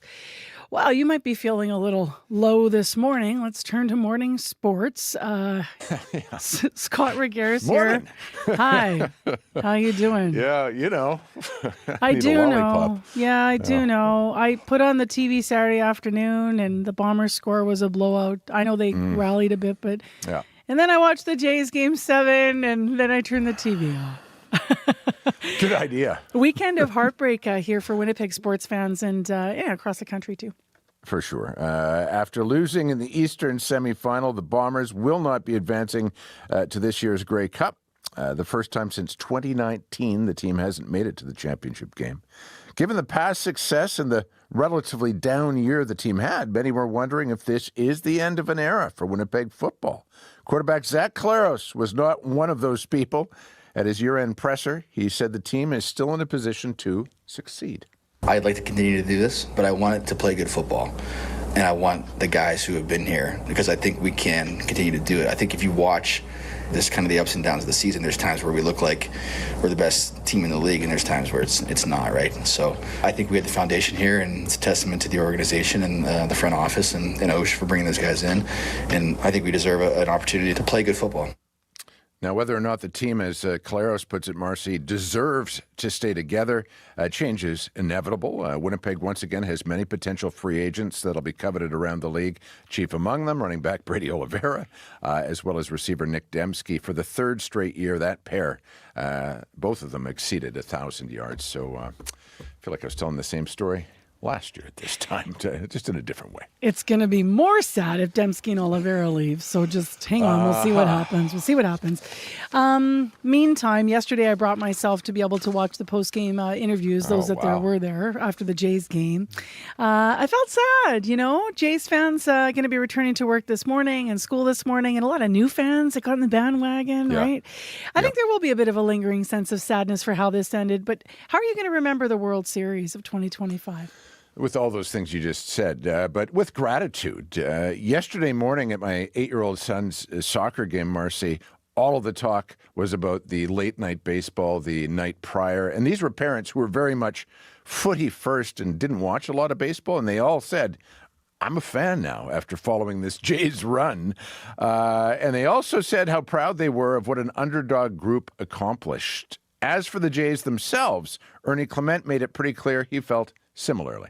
The only thing I can think of right now is spending this last night with all the boys, and I'm just going to miss them in the offseason. I've been crying for probably an hour, so I thought I was done with the tears, but I just love these guys so much. It was so much fun coming to work every day, and we have so much to be proud of. Even though it didn't go our way, all I care about is just hanging with these guys for another couple hours. Oof. Clement, grief-ridden there, Marcy. And many will have gone through the 5 stages of grief following that Game 7 loss: denial, anger, bargaining, depression, acceptance. And psychiatrists say mourning the outcome can take a few days because of the close relationship fans built with this team over the last month. And this goes for the Blue Bombers as well, of course. So this morning, teachers, tread lightly on your pupils, bosses, go easy on your staff, and vice versa. I'm really interested in your answer to this because how confident are you the Jays can, make a run like this next year? I mean, pretty confident. The Jays unearthed some player gems, let's face it, this season that few of us will have forecasted, including the aforementioned Ernie Clement. How about Addison Barger, Nathan Lucas on the mound, Treya Savage? I mean, none of these guys this time last year were a significant part of the fold, so that's positive. And if you're worried about Bo Bichette leaving for free agency, Bo sounds like he wants to stick around. I want to be here. I think this group taught me what a team is. I think it's probably the most valuable lesson of my career. So they mean a ton to me. Camaraderie. Will that be the X factor, Marcy, and where the Jays' pending free agents eventually sign? Shane Bieber, Sir Anthony Dominguez, Chris Bassett, they can all move elsewhere if they so choose. But here's another consideration. How many free agents from other teams will look at what Toronto's done and say, I want to be part of that now too? Remember, when the Jays went to their first World Series in '92, after that, Paul Molitor came. So did Dave Stewart and others who wanted to be part of a successful, tight-knit squad. And so that's something to think about and will hopefully help with those stages of grief. All right, Scott, I hope you had a happy Halloween with your boys. They dress up, just out of curiosity? I always ask you. Oh, yeah, they dressed up. One was, and this sounds a bit dark, serial killer, but he was wearing a box of Frosted Flakes, which was the idea. Serial killer. Okay, got it. Yep. Nice. Leftover candy for today to take the edge off the sadness in sports. Lots of it. Yeah. Talk to you tomorrow. Okay, see ya. Scott Regehr live on CBC. Still ahead, we are going to hear more about music from video games and how a special choir, the Winnipeg Video Game Orchestra, has an upcoming concert that you might want to take part in. Right now, though, the CBC Winnipeg News. This is CBC News. Good morning. I'm Heather Wells in Winnipeg at 7:30. It is 4 degrees. We're going to be warmer than seasonal. We're headed to 9 under the sun, but the wind is also a big factor again today. It's not as strong as yesterday, but west 30, gusting to 50. The city of Winnipeg begins enforcing new rules in 2 weeks, limiting where homeless encampments can be set up. Tents won't be allowed within 50 meters of playgrounds, pools, or daycares, or 30 meters from bridges, transit stops, and docks. CBC mapped out where those restrictions will apply downtown, where most of the city's encampments are located. We found much of the area, including riverbank parks, could fall inside those zones. At one of those camps, behind the Granite Curling Club, Janine Desjardins says she has nowhere else to go. I'm not moving. What for? I'm not doing nothing to no one. I don't know what the problem is. It's not like they're out here every day, all day long. You can see the full encampment map on our website, cbc.ca/Manitoba. The number of drug overdose deaths in Manitoba is the lowest it has been in 3 years. The Office of the Chief Medical Examiner has released the number of overdose deaths for the first 6 months of this year. 203 people passed away from January to June 2025. That is a dramatic drop from the time period last year. In the first 6 months of 2024, the number was 307. Reflecting on the Canadian Armed Forces apology for racial discrimination and harassment, Joseph Maud says he learned about that apology for the first time yesterday at an event honoring Indigenous veterans in Winnipeg. He says discrimination was swept under the rug or fell on deaf ears during his years of service in the late 1970s to early 80s. There has to be changes in the military. It has to happen, and it's starting to happen. The military won't like all the stories they're going to hear, but they have to hear the truth. Last week, the Canadian Armed Forces apologized, saying racism has no place in the military. National Indigenous Veterans Day is November 8th. Drivers in a southern Manitoba community are being forced to drive around a section of road obliterated by a massive washout. That road near Rosenort started cracking in April before opening up in May. The chasm is about 6 meters deep, 9 meters wide, and close to 30 meters long. Luke Corbett lives beside the road. He doesn't mind the extra few minutes it takes for him to drive around the washout. He says his biggest concern is safety. If anyone is planning on going nearby, be safe, because the ground does crack out. Give more clearance than you think you need. The rural municipality of Morris estimates it will cost more than $1 million to repair, and that work is expected to begin in March. An earthquake has rattled northern Afghanistan. The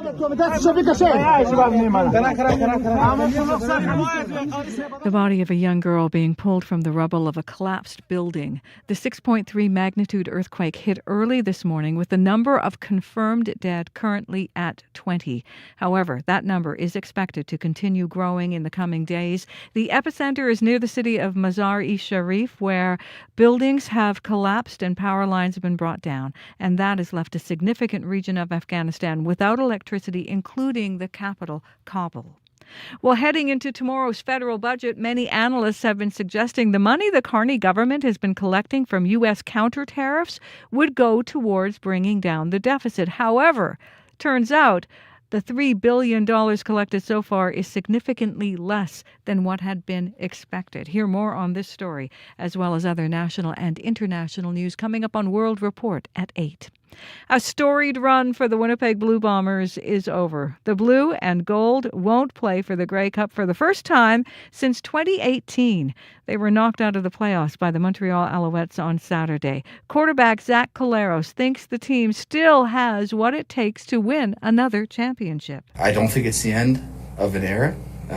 I don't even know how to kind of categorize it. Obviously, if you're grouping things together, when you make it to 5 straight Grey Cups and then you don't, I guess it's a kind of a cutoff there. But I think we still have the pieces in place. I'd like to continue to do this. I love this sport. I love this league. I love this organization first and foremost. Collaros says he was frustrated, disappointed, and didn't think the team played well on offense this year. Collaros is under contract with the Blue Bombers for next season. You can find more news updated throughout the day. Just head to cbc.ca/Manitoba. Okay, Heather and Abby, I'm going to rope you guys into this because both of you take extremely good care of your vehicles. I've mentioned on air before that I'm the one that parks like between these two, and I'm always like, oh no, my bomber plate has got dents in it, and I've got like a little bit of rust, and like I'm that person. I try my best. But I did something this morning I was proud of, so I just want to see if you guys did it too. You probably did. I already changed my car clock. Yes, I did that yesterday. Of course you did. Abby? I did mine on Saturday. Oh, come on.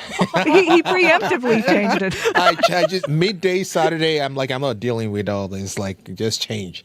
Of course you did. I thought I finally was going to have something organized in my vehicle that was ahead of you two. All right. In case you didn't, everyone, it is 7:36 a.m. Don't be fooled. Not 8:36. Sometimes I would drive around with that thing not changed for months, and every time I got in, mean to do it, so I was quite proud of myself. Today, let's get into actual regional forecast at CBC here. Abby's got those details. The sun is already out. It's going to be bright and breezy across the province with sunshine for most regions. The south is going to see some, windy conditions, but not as windy as yesterday. While up north, we're going to see more like cloudy conditions. Winnipeg right now, 4 degrees. Expect sunny skies and gusty west winds later in the day. We'll warm up to 9 degrees. Down in the Pembina Valley region, we're looking at similar conditions from Morden, Winkler out in the Morris down to the U.S. border. You get to warm to about 10 degrees later. Brandon, surrounding communities, we're looking at -1 and clear now. Sunshine on its way. It's going to be windy. You warm up to about 9 degrees. While in the Parkland region, we're looking at 3 degrees at this time. It's clear there. Sunny and breezy today, high around 9. Gimley's at 3 degrees. Sunny and breezy conditions also on its way. High will be near 8 degrees, and then some partly cloudy conditions later tonight. We're tracking up into the Perth, Flin and surrounding areas at this time. We're looking at 2 degrees and 4 degrees under a mix of sun and clouds coming your way. You warm up to about 8 degrees. While in Thompson, we're seeing -1 and clear. It's going to be a mix of sun and clouds for today, and highs will be near 5. While in Churchill, we're looking at 3 degrees and cloudy. Some gusty northwest winds we're feeling there right now. You only get to 4 degrees later. So overall, the province is going to be enjoying lots of sunshine today, along with a breezy day in the south, and it's more like cooler conditions in the northern part of the province. Winnipeg, right now, it's already getting sunny outside, and it's 4 degrees. All right, thanks, Abby. Thank you. Corey Funk. Really just one issue I've heard of. This was probably now coming up on about an hour ago. May still be an issue. This was westbound Fermor, Highway 1, right outside of Tinkertown coming into the city. Jody said there was a stalled truck in the left lane. Might be gone, might not, but it did catch her off guard. So heads up, keep right to get around that. If you do see something else, though, going on the highways, roads, bike lanes, give me a call. That number 204-788-3093. Did you change your clocks everywhere in your house? Mine is one of those. Oh, in the house? Yeah, I'm always the so guy. I didn't ask you, right? I'm always the guy on the microwave, like first thing in the morning, boom, boom. Got to change it because it bothers me. It's stressing me out. I know. It bugs me too. Yeah. It's that weird thing when you walk by and then it can throw your whole day in a weird way. But then I have the microwave above the oven, and you're trying to time them right. Oh. And that's the stressful part, because when the one's off from the other, I hate that. Do you? Yeah. Oh, see, I like them. Well, I guess I like them to match too, but I also cheat a bit. I like when it's a little bit like I like. Sometimes I'm running 2 minutes behind, so I'll add those couple minutes ahead. Oh, that doesn't really actually reflect reality, but that's cool. Speaking of living in alternate realities, see how I'm moving on from this? If you're a gamer, this is going to evoke some fond memories.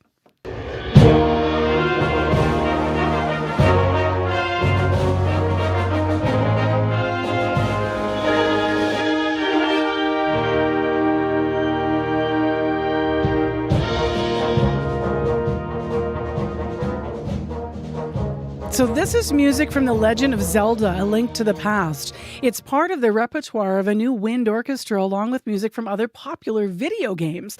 The Winnipeg Video Game Orchestra is performing its first big concert November 14th at Jubilee Place, and we wanted a preview. So Dan Bjornson is director of the orchestra, and he's a trombone player. He's the group's conductor as well.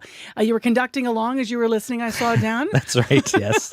Tell me a little bit about how this orchestra came together. Very cool. Yeah, this is something that I knew it was something that was possible. There were other groups similar to this in other cities. There's one in a big one in Montreal, and we have a very, very strong community band community here in Manitoba and in Winnipeg. And so I knew it was possible. We just needed somebody to do it, and I decided that this year was going to be the year that we do it, and talked to some people, talked to some musicians, and it just grew and grew and grew, and it eventually, and here we are. We had our first show. You can see if you're watching this summer. YouTube, yeah. And first show this summer. We got rained out on our initial first show, but we had a little backup plan, and that worked out for us. Where are you guys there? I'm just looking at the shot. Yeah, so there is at University of Manitoba. Yep. Our wonderful ambassador for the community band program, Dr. Jackie Dawson, director of bands at U of M, asked us to come and play at her concert.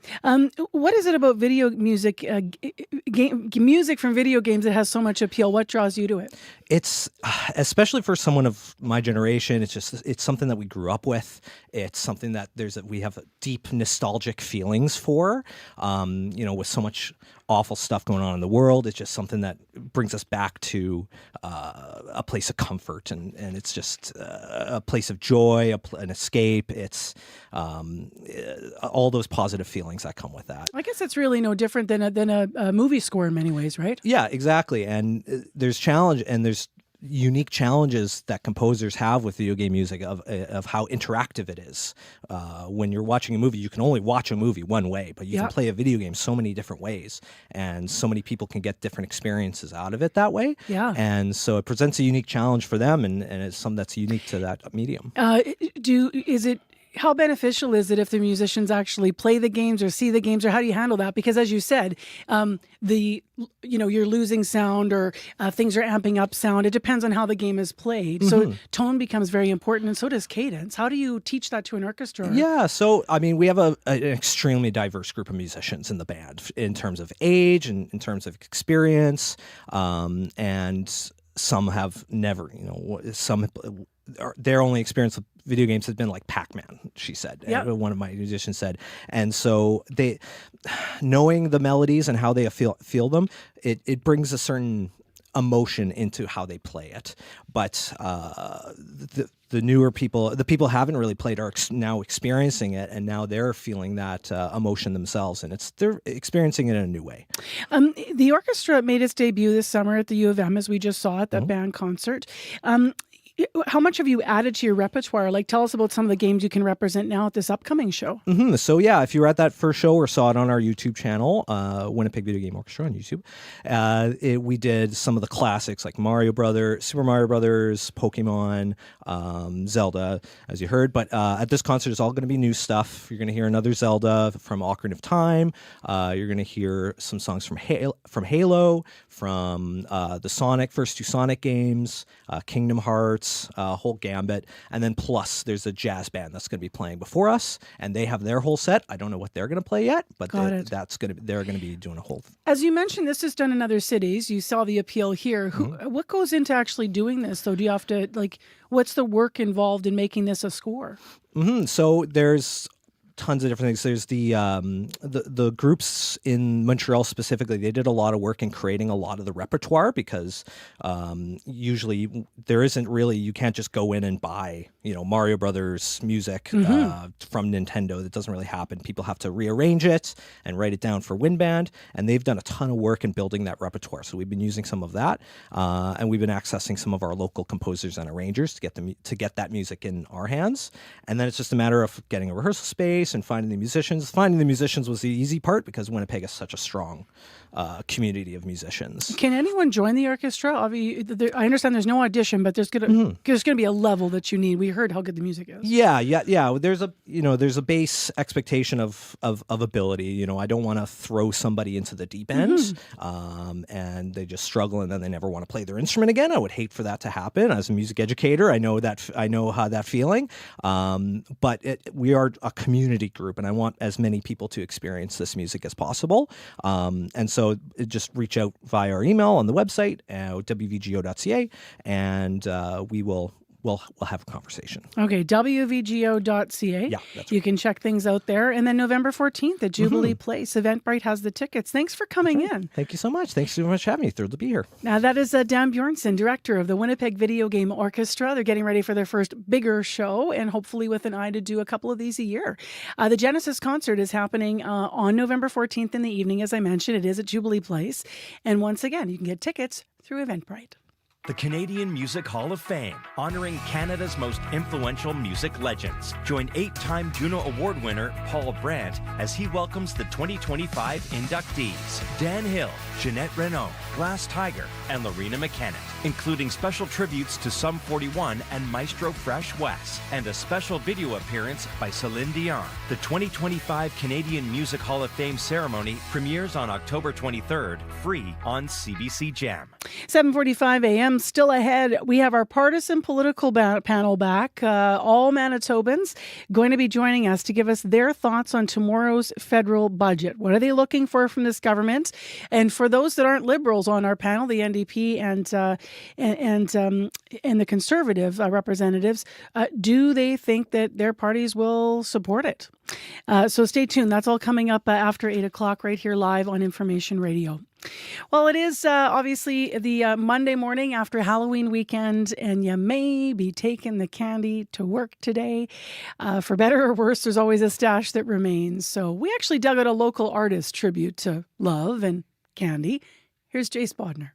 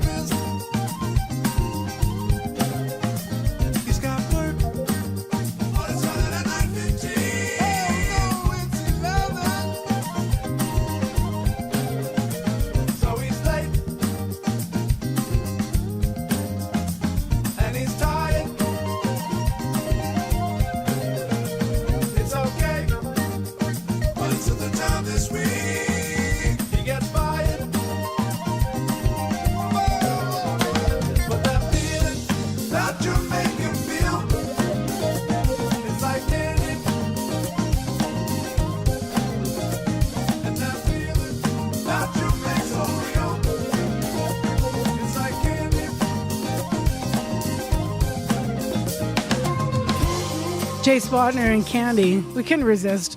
We have a local artist who has a tune called Candy the Monday after Halloween. We're going to play it. You're with CBC on 89.3 FM, 990 AM on the app and YouTube. I'm Marcy Marcusi with our team at the show. Been a pretty quiet commute so far this Monday morning. Call us, though, if you do see a problem, 788-3093. Weather, going to be calmer than yesterday wind-wise, but still gusty winds west 30 to 50. It was just crazy yesterday. So a little bit lighter. A high of 9 degrees is where we're going in the sun. And right now, as I mentioned, it's clear in 4.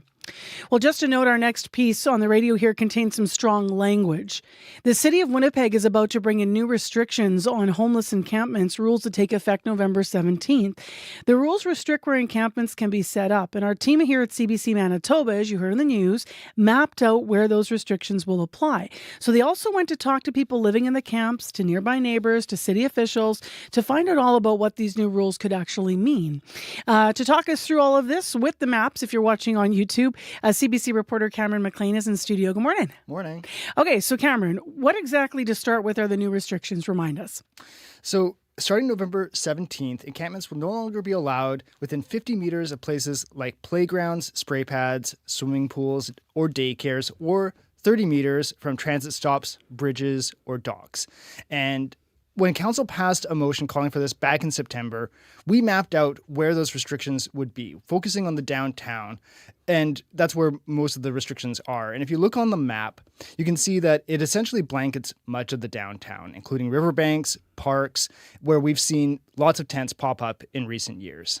And I know on YouTube it's still kind of hard to make out, but we're listing the priorities there for you. If you go on our website, you can clearly see all of the dots. And as you're mentioning, it shows really sort of where things are encompassed. And a lot of those blue dots, which is within 30 meters of transit shelters, there's quite a lot of them, obviously, through the downtown core. It does look like some places like parks along riverbanks as well, if I'm looking at this maps, where we see most homeless encampments, are pretty much all now along the riverbanks no-go zones. What did you hear from people who are living specifically in those encampments then? Yeah, well, our digital video producer, Victoria Tashnik, who worked on this project with me, she visited one of the camps along the river behind the Granite Curling Club in Mawston Park. This camp is in kind of an interesting spot because it's near a daycare and the curling club, but possibly not close enough, depending on how the city measures the distances. Victoria spoke to a woman named Janine Desjardins. She feels they're not hurting anyone and says she has nowhere else to go. I'm not moving. What for? I'm not doing nothing to no one. I don't know what the problem is. It's not like they're out here every day, all day long. Janine says she's been trying to get housing, but she rarely hears back. And if she's told to leave, she says she'll likely just move farther down the riverbank. And if you do look at the maps to see how this is playing out, as Cameron said, it's hard to know how they're going to measure. And that's because the measurement could come from the riverbank to the building, but then it goes across a parking lot. So it's hard to tell what they're going to consider that, that sweet spot. Exactly. What about other people who live in the camp? Well, we also heard from a guy named Lucien Barron. He's another resident, and he actually supports keeping camps away from playgrounds. He says he has an 8-year-old daughter. I'm glad they're enforcing it. Like I wouldn't bring my daughter down here, not a chance.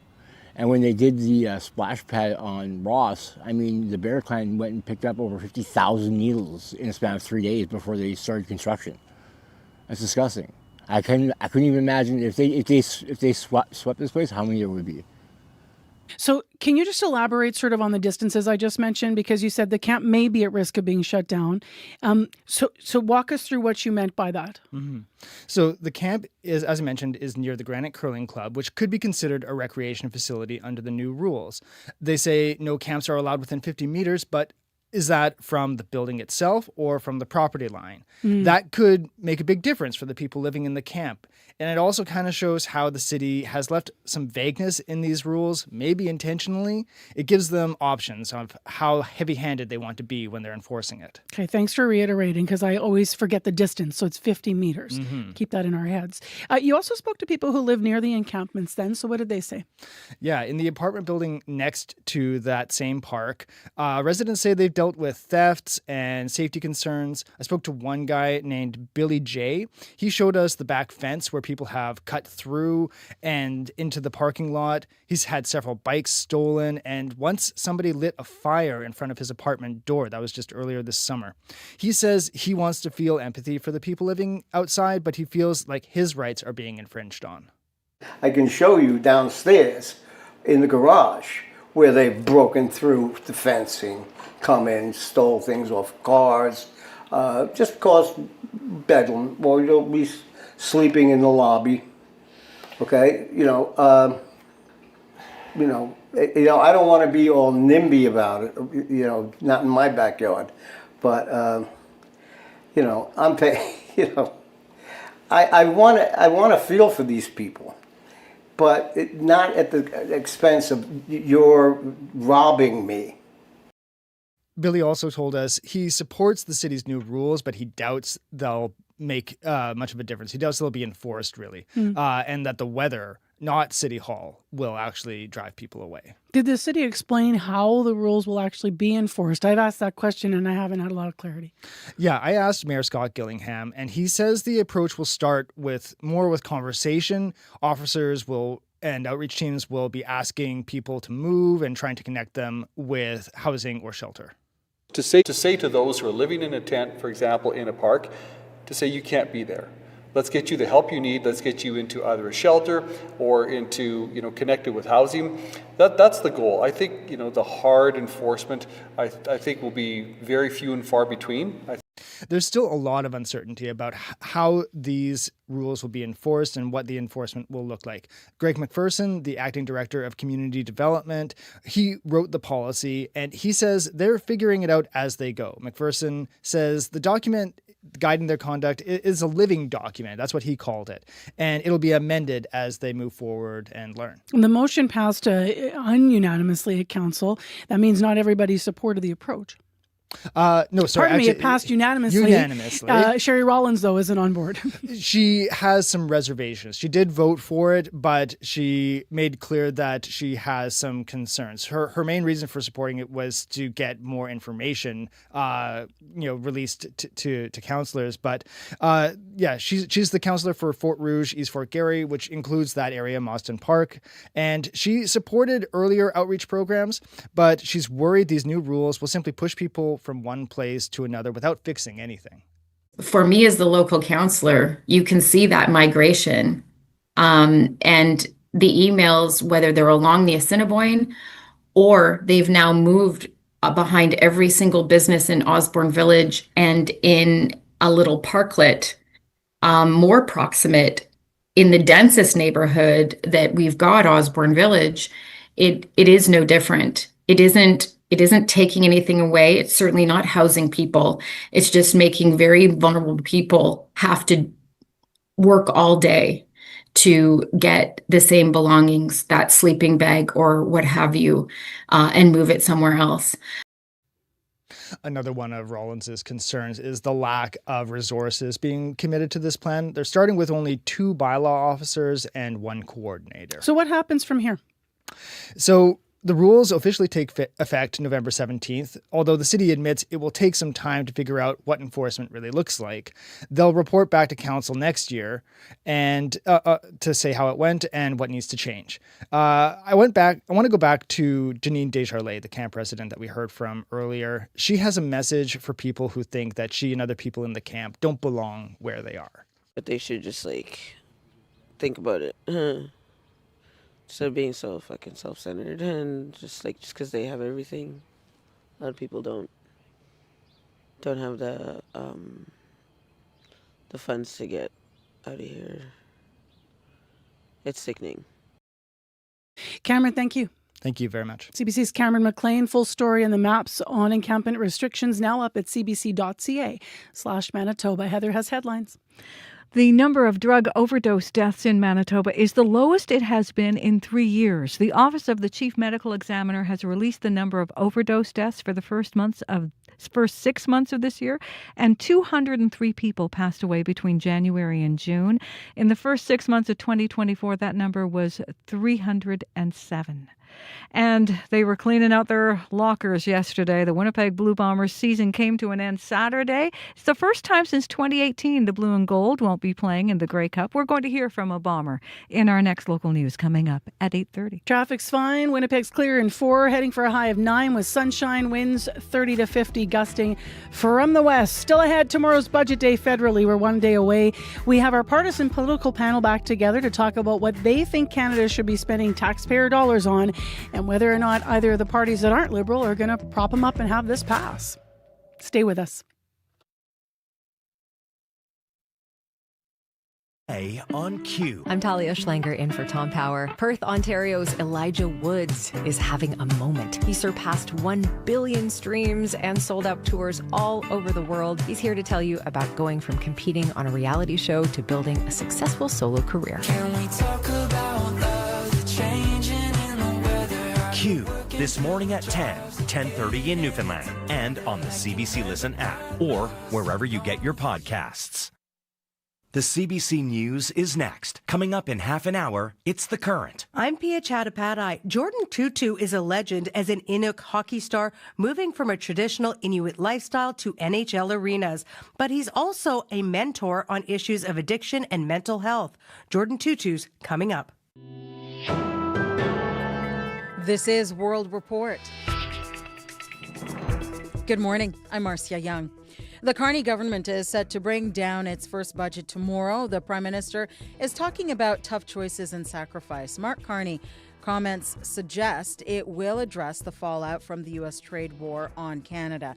Ahead of that budget, 4 of Carney's ministers are in BC attending a softwood lumber summit today. That industry is being hard hit by American tariffs. Janice McGregor is in our parliamentary bureau. And Janice, how does this summit factor into tomorrow's budget? Marcia, we already know how much financial support has been earmarked for this sector. The government announced a $1.2 billion package back in August to help the softwood lumber industry. This was a combination of loan guarantees, but also funding to upgrade existing mill infrastructure and seek out new international markets for Canadian lumber.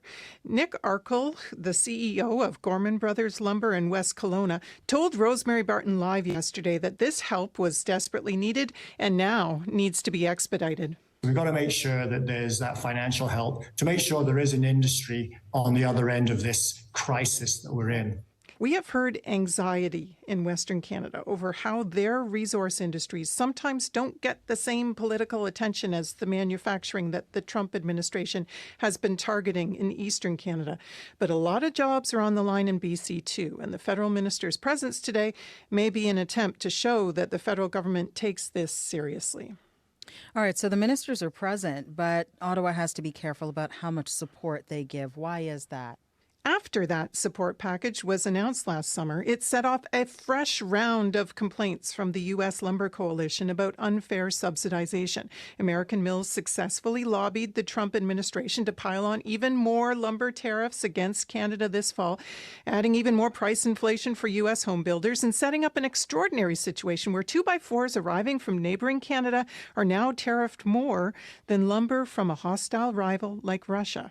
It is a vicious cycle where any new wave of federal help becomes trade war fodder. Today's summit may raise the profile of this issue, but it's not going to make solutions any easier. Thank you, Janice. You're welcome. The CBC's Janice McGregor in Ottawa. The United States government shutdown is entering its second month and is close to becoming the longest in history. Thousands of federal workers are either furloughed or working without pay. Services are suffering, and so are millions of households who rely on SNAP. The food stamp program is at risk of running out of funds. But the White House has been ordered to keep the money flowing, and it faces 2 court deadlines to show how it plans to make that happen. The CBC's Willie Lowry joins me now from Washington. And Willie, what can you tell us about this deadline? So the Trump administration has until noon to advise a federal judge in Rhode Island whether it will comply with a court order demanding that it at least partially fund the Supplemental Nutrition Assistance Program. better known as food stamps. The administration is also expected to respond to a similar order from a federal judge in Massachusetts at some point later today as well. The U.S. Department of Agriculture says that because of the government shutdown, it can no longer fund food aid. 42 million Americans rely on the program. The USDA has a $5 billion contingency fund that these judges say should be used to keep the program running. Treasury Secretary Scott Bessent said the administration would not appeal the decisions. No, but there's a process that has to be followed, so we got to figure out what the process is. President Trump wants to make sure that people get their food benefits. Willie, the shutdown is now in day 34. Is there any end in sight?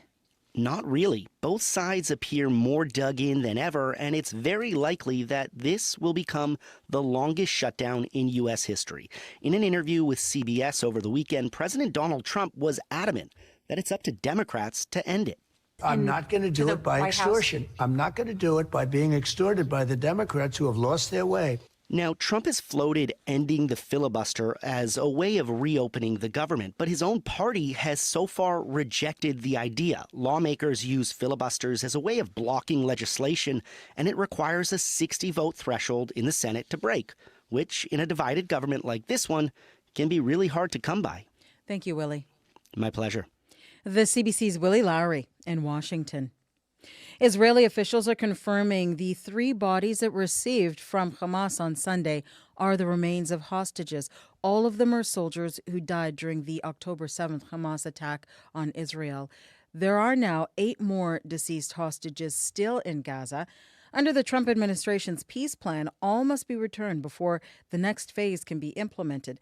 Meanwhile, health officials in Gaza say Israel today handed over the bodies of 45 Palestinians.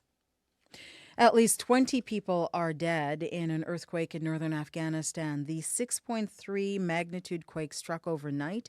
The CBC's Anna Cunningham has the latest.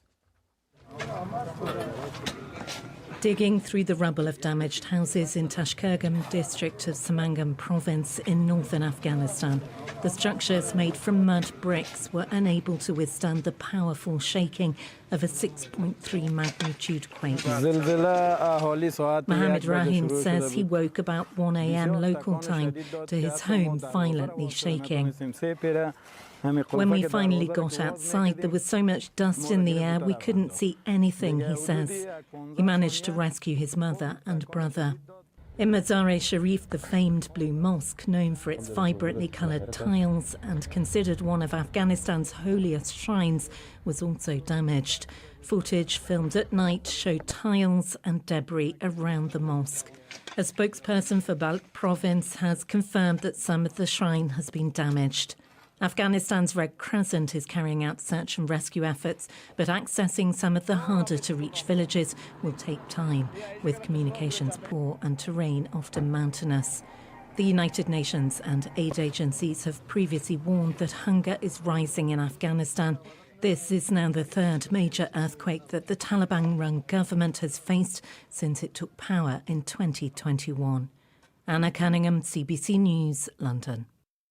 Tanzania's new president has been sworn in. Samia Suluhu Hassan takes the oath of office in an event held under tight security. Over the weekend, she was declared winner of last week's election. The opposition claimed the vote was a sham. Violent protests have erupted across the country. Hundreds of people have reportedly been killed in the security force crackdown. Canada is among the diplomatic missions in the Tanzanian area expressing concern about the crisis. Yukon residents go to the polls today. This territorial election represents the first substantial challenge for Liberal Premier Mike Pemberton. He was elected party leader in June, but does not have a seat in the legislature.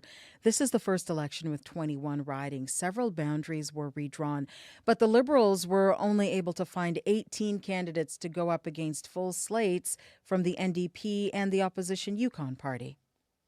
A Chilean refugee will become the next mayor of Montreal. Soraya Martinez Ferrada is only the 2nd woman and the first Latino to ever hold the city's top job. The former federal cabinet minister was elected last night. The CBC's Sarah Levitt has more. Radio-Canada prévoit que Soraya Martinez-Ferrada. In February this year, she resigned as a federal cabinet minister, and now Soraya Martinez-Ferrada is the new mayor-elect of Montreal. At her headquarters, elation.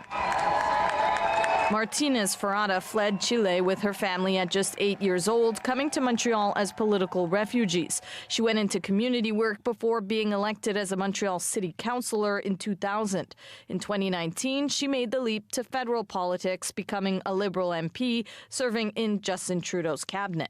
C'est vraiment avec une immense fierté, beaucoup d'humilité et d'émotion. It's with a lot of pride, humility, and emotion that I take on this mandate, Martinez-Ferrada said to supporters. Her campaign emphasized the need for change, saying she would incentivize private developers in order to build faster, making housing more affordable and accessible. She's the first Latino to be elected mayor of Montreal and only the second woman. Valérie Plante, at the helm of the city for 8 years under the Projet Montréal banner, opted not to run again. Chers amis, une dure soirée pour nous quand même. Her successor, Luc Rabouin, took responsibility for the defeat and stepped down as party leader. Now, a new chapter for Quebec's biggest city. We are here tonight because thousands of Montrealers believe in a better city, a city that truly belongs to everyone. Martinez-Ferrada starts that work today. Sarah Levitt, CBC News, Montreal. And that is World Report. I'm Marcia Young.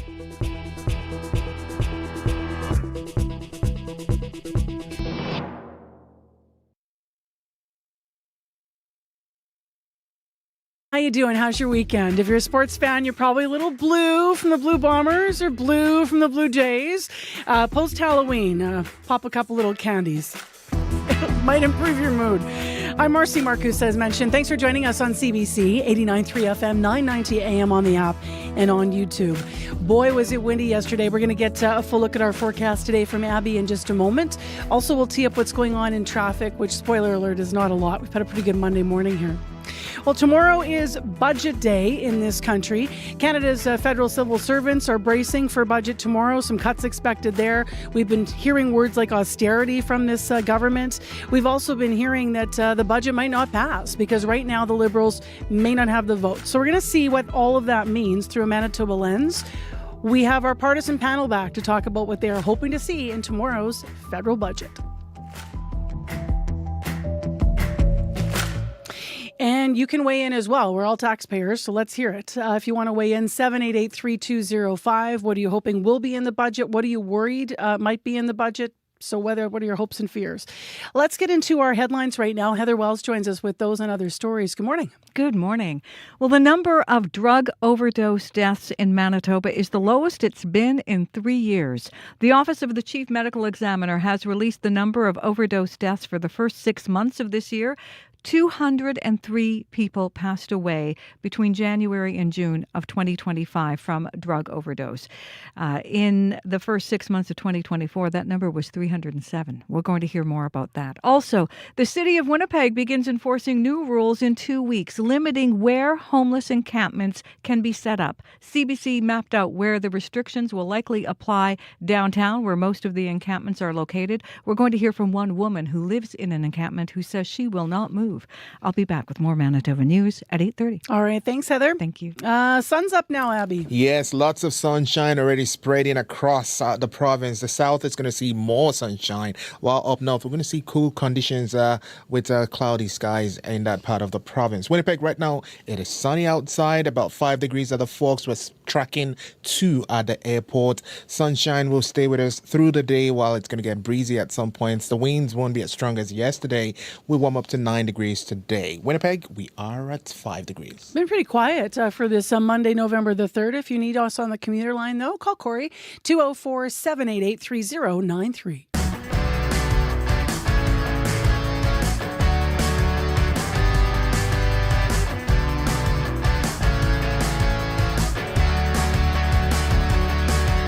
Well, in a day, Manitobans and across the country, all Canadians are going to learn how the federal Liberal government is planning to spend our tax dollars and what you're going to get in return.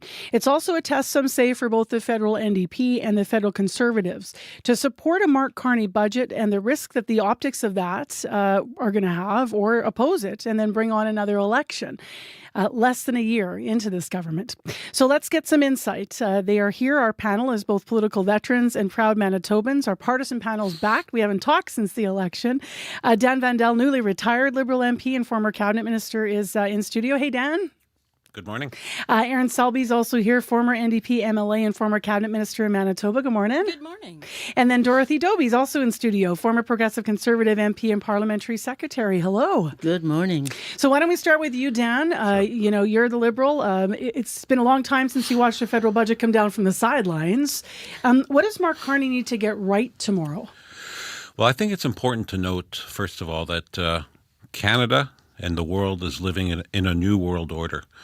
We have a new president of the United States, and we have an American government that's now they're on the same side as the Russians. That has all sorts of implications. It has implications for the North. It has implications for defense spending. And the government and the Prime Minister have already committed to 5% of defense spending of GDP, 5% of GDP of defense spending by 2025. That is a huge number. That needs to begin tomorrow in a significant way. And I'm hoping that there's going to be some spin-offs for the North, specifically Churchill. I'm looking for that in the budget. We also have to diversify our trade, so there has to be initiatives for that in the budget. And we also need to protect our industries against the negative effects of Trump tariffs in the States. So that has to be in the budget. So there's going to be more spending in certain areas, and we're waiting to see what the effects of that are in other areas, reconciliation, the environment, and quality of life issues. They've already announced, federal government has already announced that the school food program is good, it's safe, it's going to be there. That's incredibly positive. I'm looking to see more initiatives that are protected. Dorothy, from your Conservative perspective, what are you wanting in tomorrow's budget, and what are you concerned might be in it? Well, I don't think it matters what I want. And I don't think it matters what any Conservative wants right now. We've gone 3/4 of the year through this particular fiscal year, so the spending has already happened. But let's look at the future, and I agree, we do have to increase our defense spending. We obviously aren't going to make 5% by the end of 2025, probably more like 2030, and I support that. But I think there are some tough choices for Mr. Carney, and I'm not sure how he's going to handle all of them. You can't deliver all of these extras and not cut. So while we talk about school programs and so on, what's on the chopping block? And there are lots of things that are, but there won't be enough to be able to manage to keep the budget down to something reasonable. And the deficit, I should say. One of the things that's come up is a number already that CBC is reporting that suggests that the amount of money coming in from counter tariffs is about $3 billion, and it was projected to be $20, which is what was promised earlier in the year. So, what's your sense of how worried you are about, as a Canadian, as a Manitoban, about what that deficit number could be? Well, we've heard as much as $100 million. I don't know if it'll go that high. I don't know how we would sustain that. We've heard from the parliamentary budget officer that we have hit the wall, and I think we should take that seriously. That's their job, to be as honest as possible and to be nonpartisan. So I am concerned, and I don't know how we're going to manage this. I do agree that we all have to find a way to support the best possible answers and to fight the ones that aren't going to work. We're going to have to make some tough decisions. I think Mark Carney's right about that. Just before I move to Aaron, Dan touched on a Manitoba piece, which was wanting money for Churchill. As a Manitoban, what are you hoping for in the budget? They've already spent $562 million between the province and the feds, and they've got nothing to show for it. So why do we have to spend money for those kinds of projects? Why can't that come from private investment? Well, I'll tell you why. Because the barriers, the trade barriers are so high, the development barriers are so high through the regulations in this country that doing something new is very, very difficult, and we can't get people to invest because it's dead end for them. I'm going to come back to you because, of course, one of your two parties or the Bloc, although that doesn't look likely at all, has to support the government to have this go through. But let's turn to Aaron for the NDP. What are you worried about in tomorrow's budget? What I'm worried about is whenever I hear Liberal governments, Conservative governments talk about austerity, they forget who it is that has to pay that price. And it is working Canadians, it is families, and I want to make sure that they're remembered. When we're talking about spending in one area and cutting and we're all going to suffer, I know who that's going to be. That's going to be Canadian families. That's going to be working families. So I hope there's something in there for them. I agree this is an important budget. We've got a lot of things we need to look at, but we have to remember that people right now are having a hard time paying their rent. Yeah. They're having a hard time getting groceries on the table, and it can't get any worse for them. They need support. You two are agreeing, so I just want to get them both on camera because that's because it's never happened before. It has.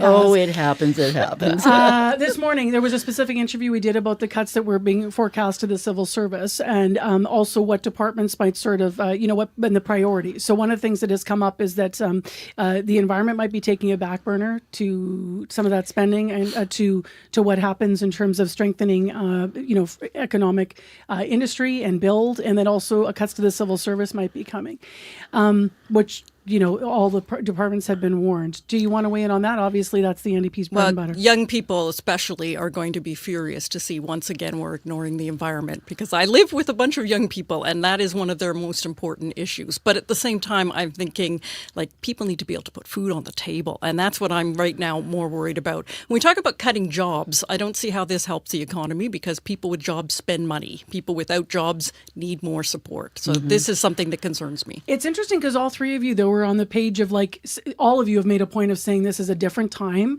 and this is an important budget.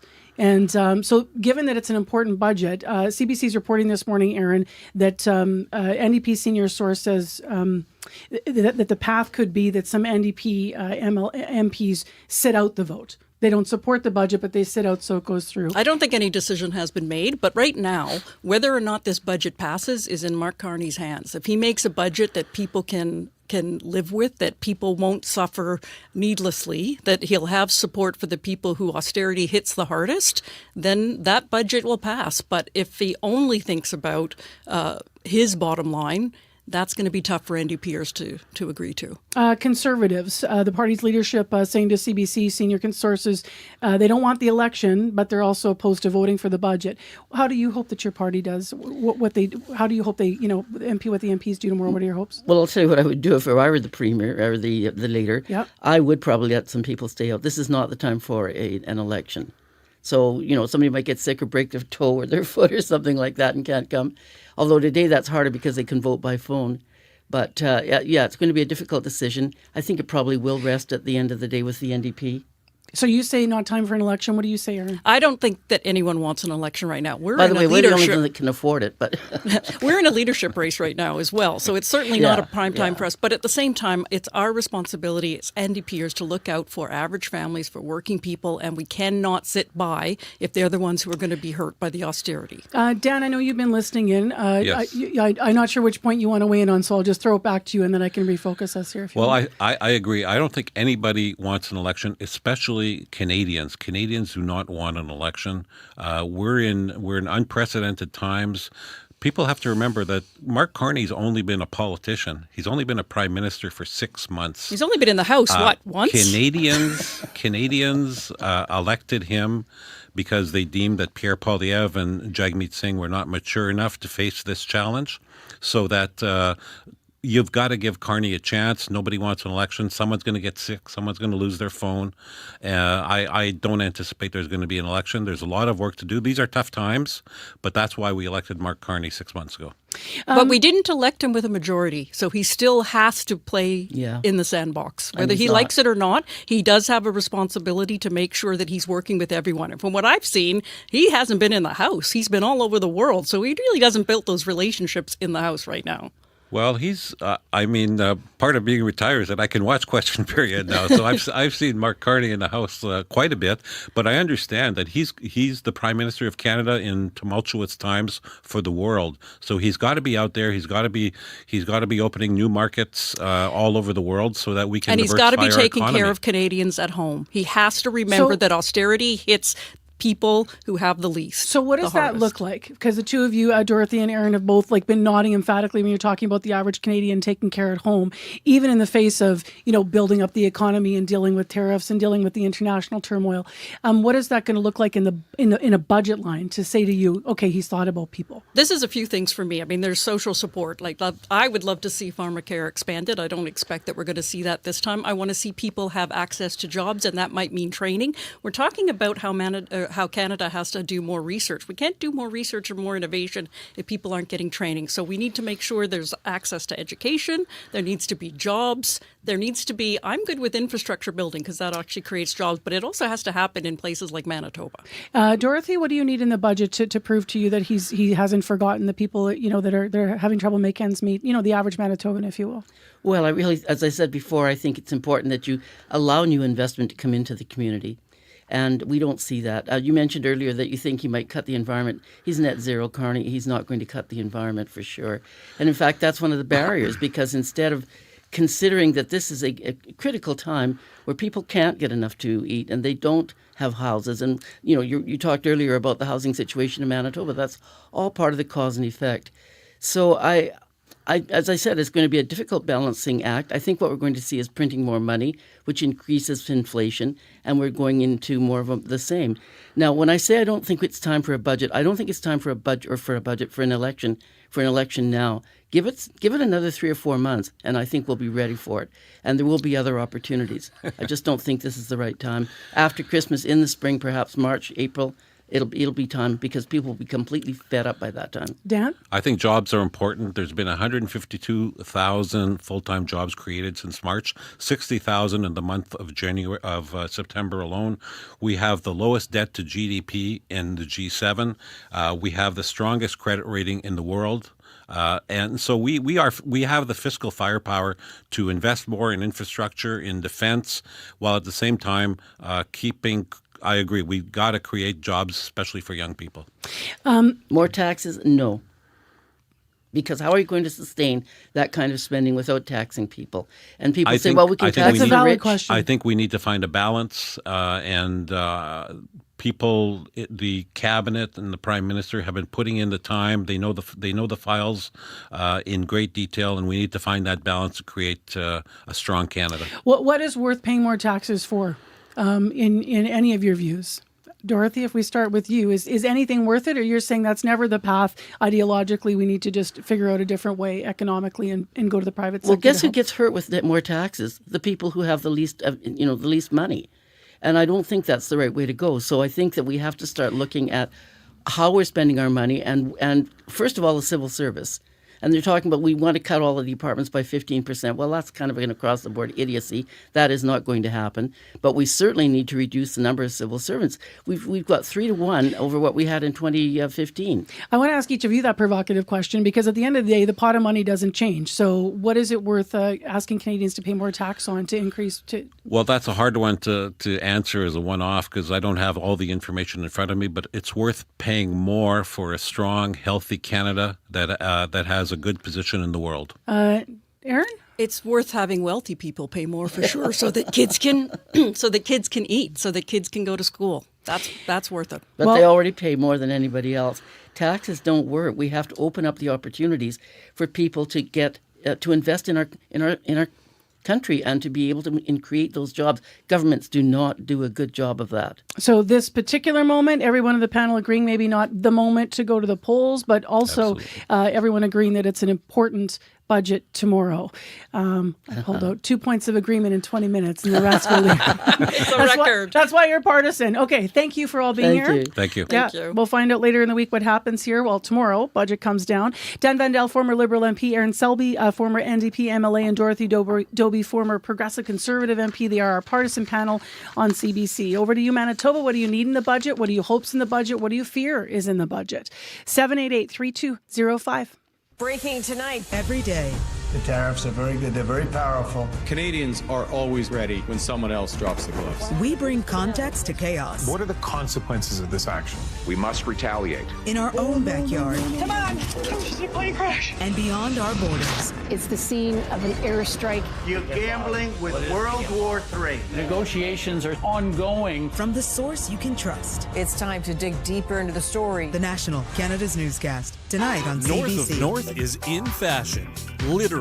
CBC and the WAG are partnering to present Crafted on the Catwalk November 4th, a fashion show featuring cast members of the breakout comedy displaying designer clothes from Manitoba and the North. Then shop for fine handmade goods at Crafted Show and Sale November 7th to 9th. Visit cbc.ca/Manitoba/community for more, including an exclusive North of North screening and meet and greet. We're coming up to 8:30 news time on your Monday morning. Marjorie Dowhouse has popped into the studio to tell us what's coming up on the call-in. Good morning. Well, good morning, Marcy. I heard you talk about adjusting the clock in your car. Mm-hmm. So that's what we're talking about. We're talking about time change. We're asking you, should we continue to do it? Should we not do it? We're going to have a sleep expert join us on the show to give us some tips and tricks about if that hour, losing that hour, kind of affects you. So give us a call and tell us what you think about time change. Well, you gain it. You gain the hour, but you lose the light. That's right. That's what everybody talks about. It's so hard. Yeah. I'm spoiled in the morning. Like, I love it. You do? Well, hey? yeah. I started the show at 6. Like, my body thinks it's an hour later. So instead of getting up at 3:45, it was like, ooh. All right. Later today, though, it's going to get dark fast, and that really impacts people. It does. It really does. So give us a call after 12:30 and join the conversation. So thank you, Marge. Thanks, Marcy. You can call now, too, if you can't make that lunch hour time between 12:30 and 1. It's 788-3797. Thank you for being with us. I want a quick reminder here of a couple of things. One of them is that we're on location this week. So Corey Funk and I are going to be traveling to Flin Flon tomorrow. Our show will be live on Thursday. Marjorie, actually, I believe, is going to be filling in for me in the morning the next couple of days to make that possible. Thanks, Marge. So Thursday, we're live in Flin Flon for Communities in Focus, and our show is going to look at all things from that northern city. You might know a little about Flin Flon after what they struggled with this summer because of the wildfires there, a city of 5,000, some 7 hours north of Winnipeg. But we will hear more about what they want us to know and the stories they want heard. That's what Communities in Focus is all about. Right now, here's CBC Winnipeg News. This is CBC News. Good morning. I'm Heather Wells in Winnipeg. At 8:30, it is sunny, 5 degrees right now. Get set for more wind. The wind west 30 gusting to 50. We're headed to a high of 9. The mayor of the Arm-of-Taché says he is looking into more protection for staff and emergency crews after a violent display was set up. A gallows with life-sized human beings, including one dressed as a firefighter, was on display on a rural property in Saint-Geneviève. The sign next to the display says Taché Municipal Masters for sale. Mayor Armand Poirier says they held a meeting on Saturday about this display, and he says safety of staff is a priority. The people that work for the Arm-of-Taché, for the members of council, and for our first responders, specifically our firefighters, because what type of safety issues are they going to be faced with in the future? We have to be ready for this. And this is in Saint-Geneviève. Poirier says the display, he hopes, is a one-off event, but says it is disturbing to think someone would even put it up. RCMP are investigating. New restrictions on homeless encampments in Winnipeg go into effect in 2 weeks. Tents won't be allowed within 50 meters of playgrounds, pools, or daycares, or 30 meters from bridges, transit stops, and docks. At one building beside Mostyn Park, where tents have gone up along the riverbank, one man says he has dealt with thefts and safety concerns. Billy J. says he wants to be compassionate, but he's also had 4 bikes stolen, and earlier this year, someone set fire in his front of his door. I don't want to be all NIMBY about it, not in my backyard, but, I'm paying, I want to feel for these people, but not at the expense of you're robbing me. You can explore our map of the new encampment zones at cbc.ca/Manitoba. The number of drug overdose deaths in Manitoba is the lowest it's been in 3 years. The Office of the Chief Medical Examiner has released the number of overdose deaths for the first 6 months of this year. 203 people passed away from January to June 2025 from drug overdose. It's a dramatic drop from the time period last year. In the first 6 months of 2024, the number was 307.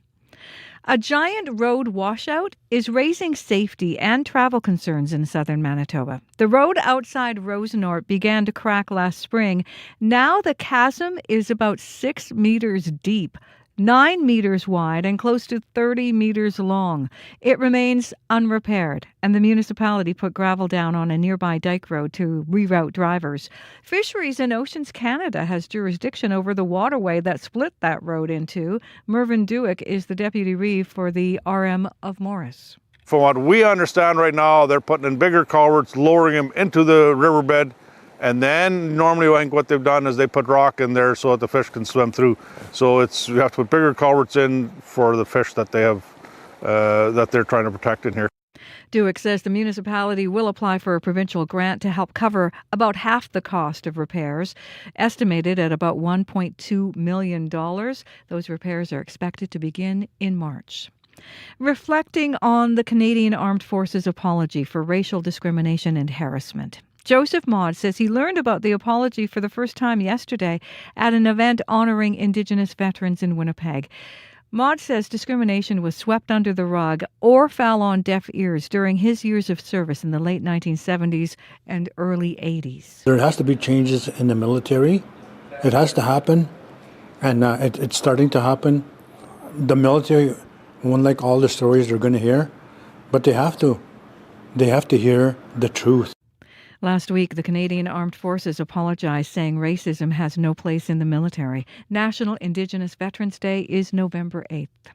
Well, the Winnipeg Blue Bombers cleaned out their lockers yesterday as the 2025 season came to an end.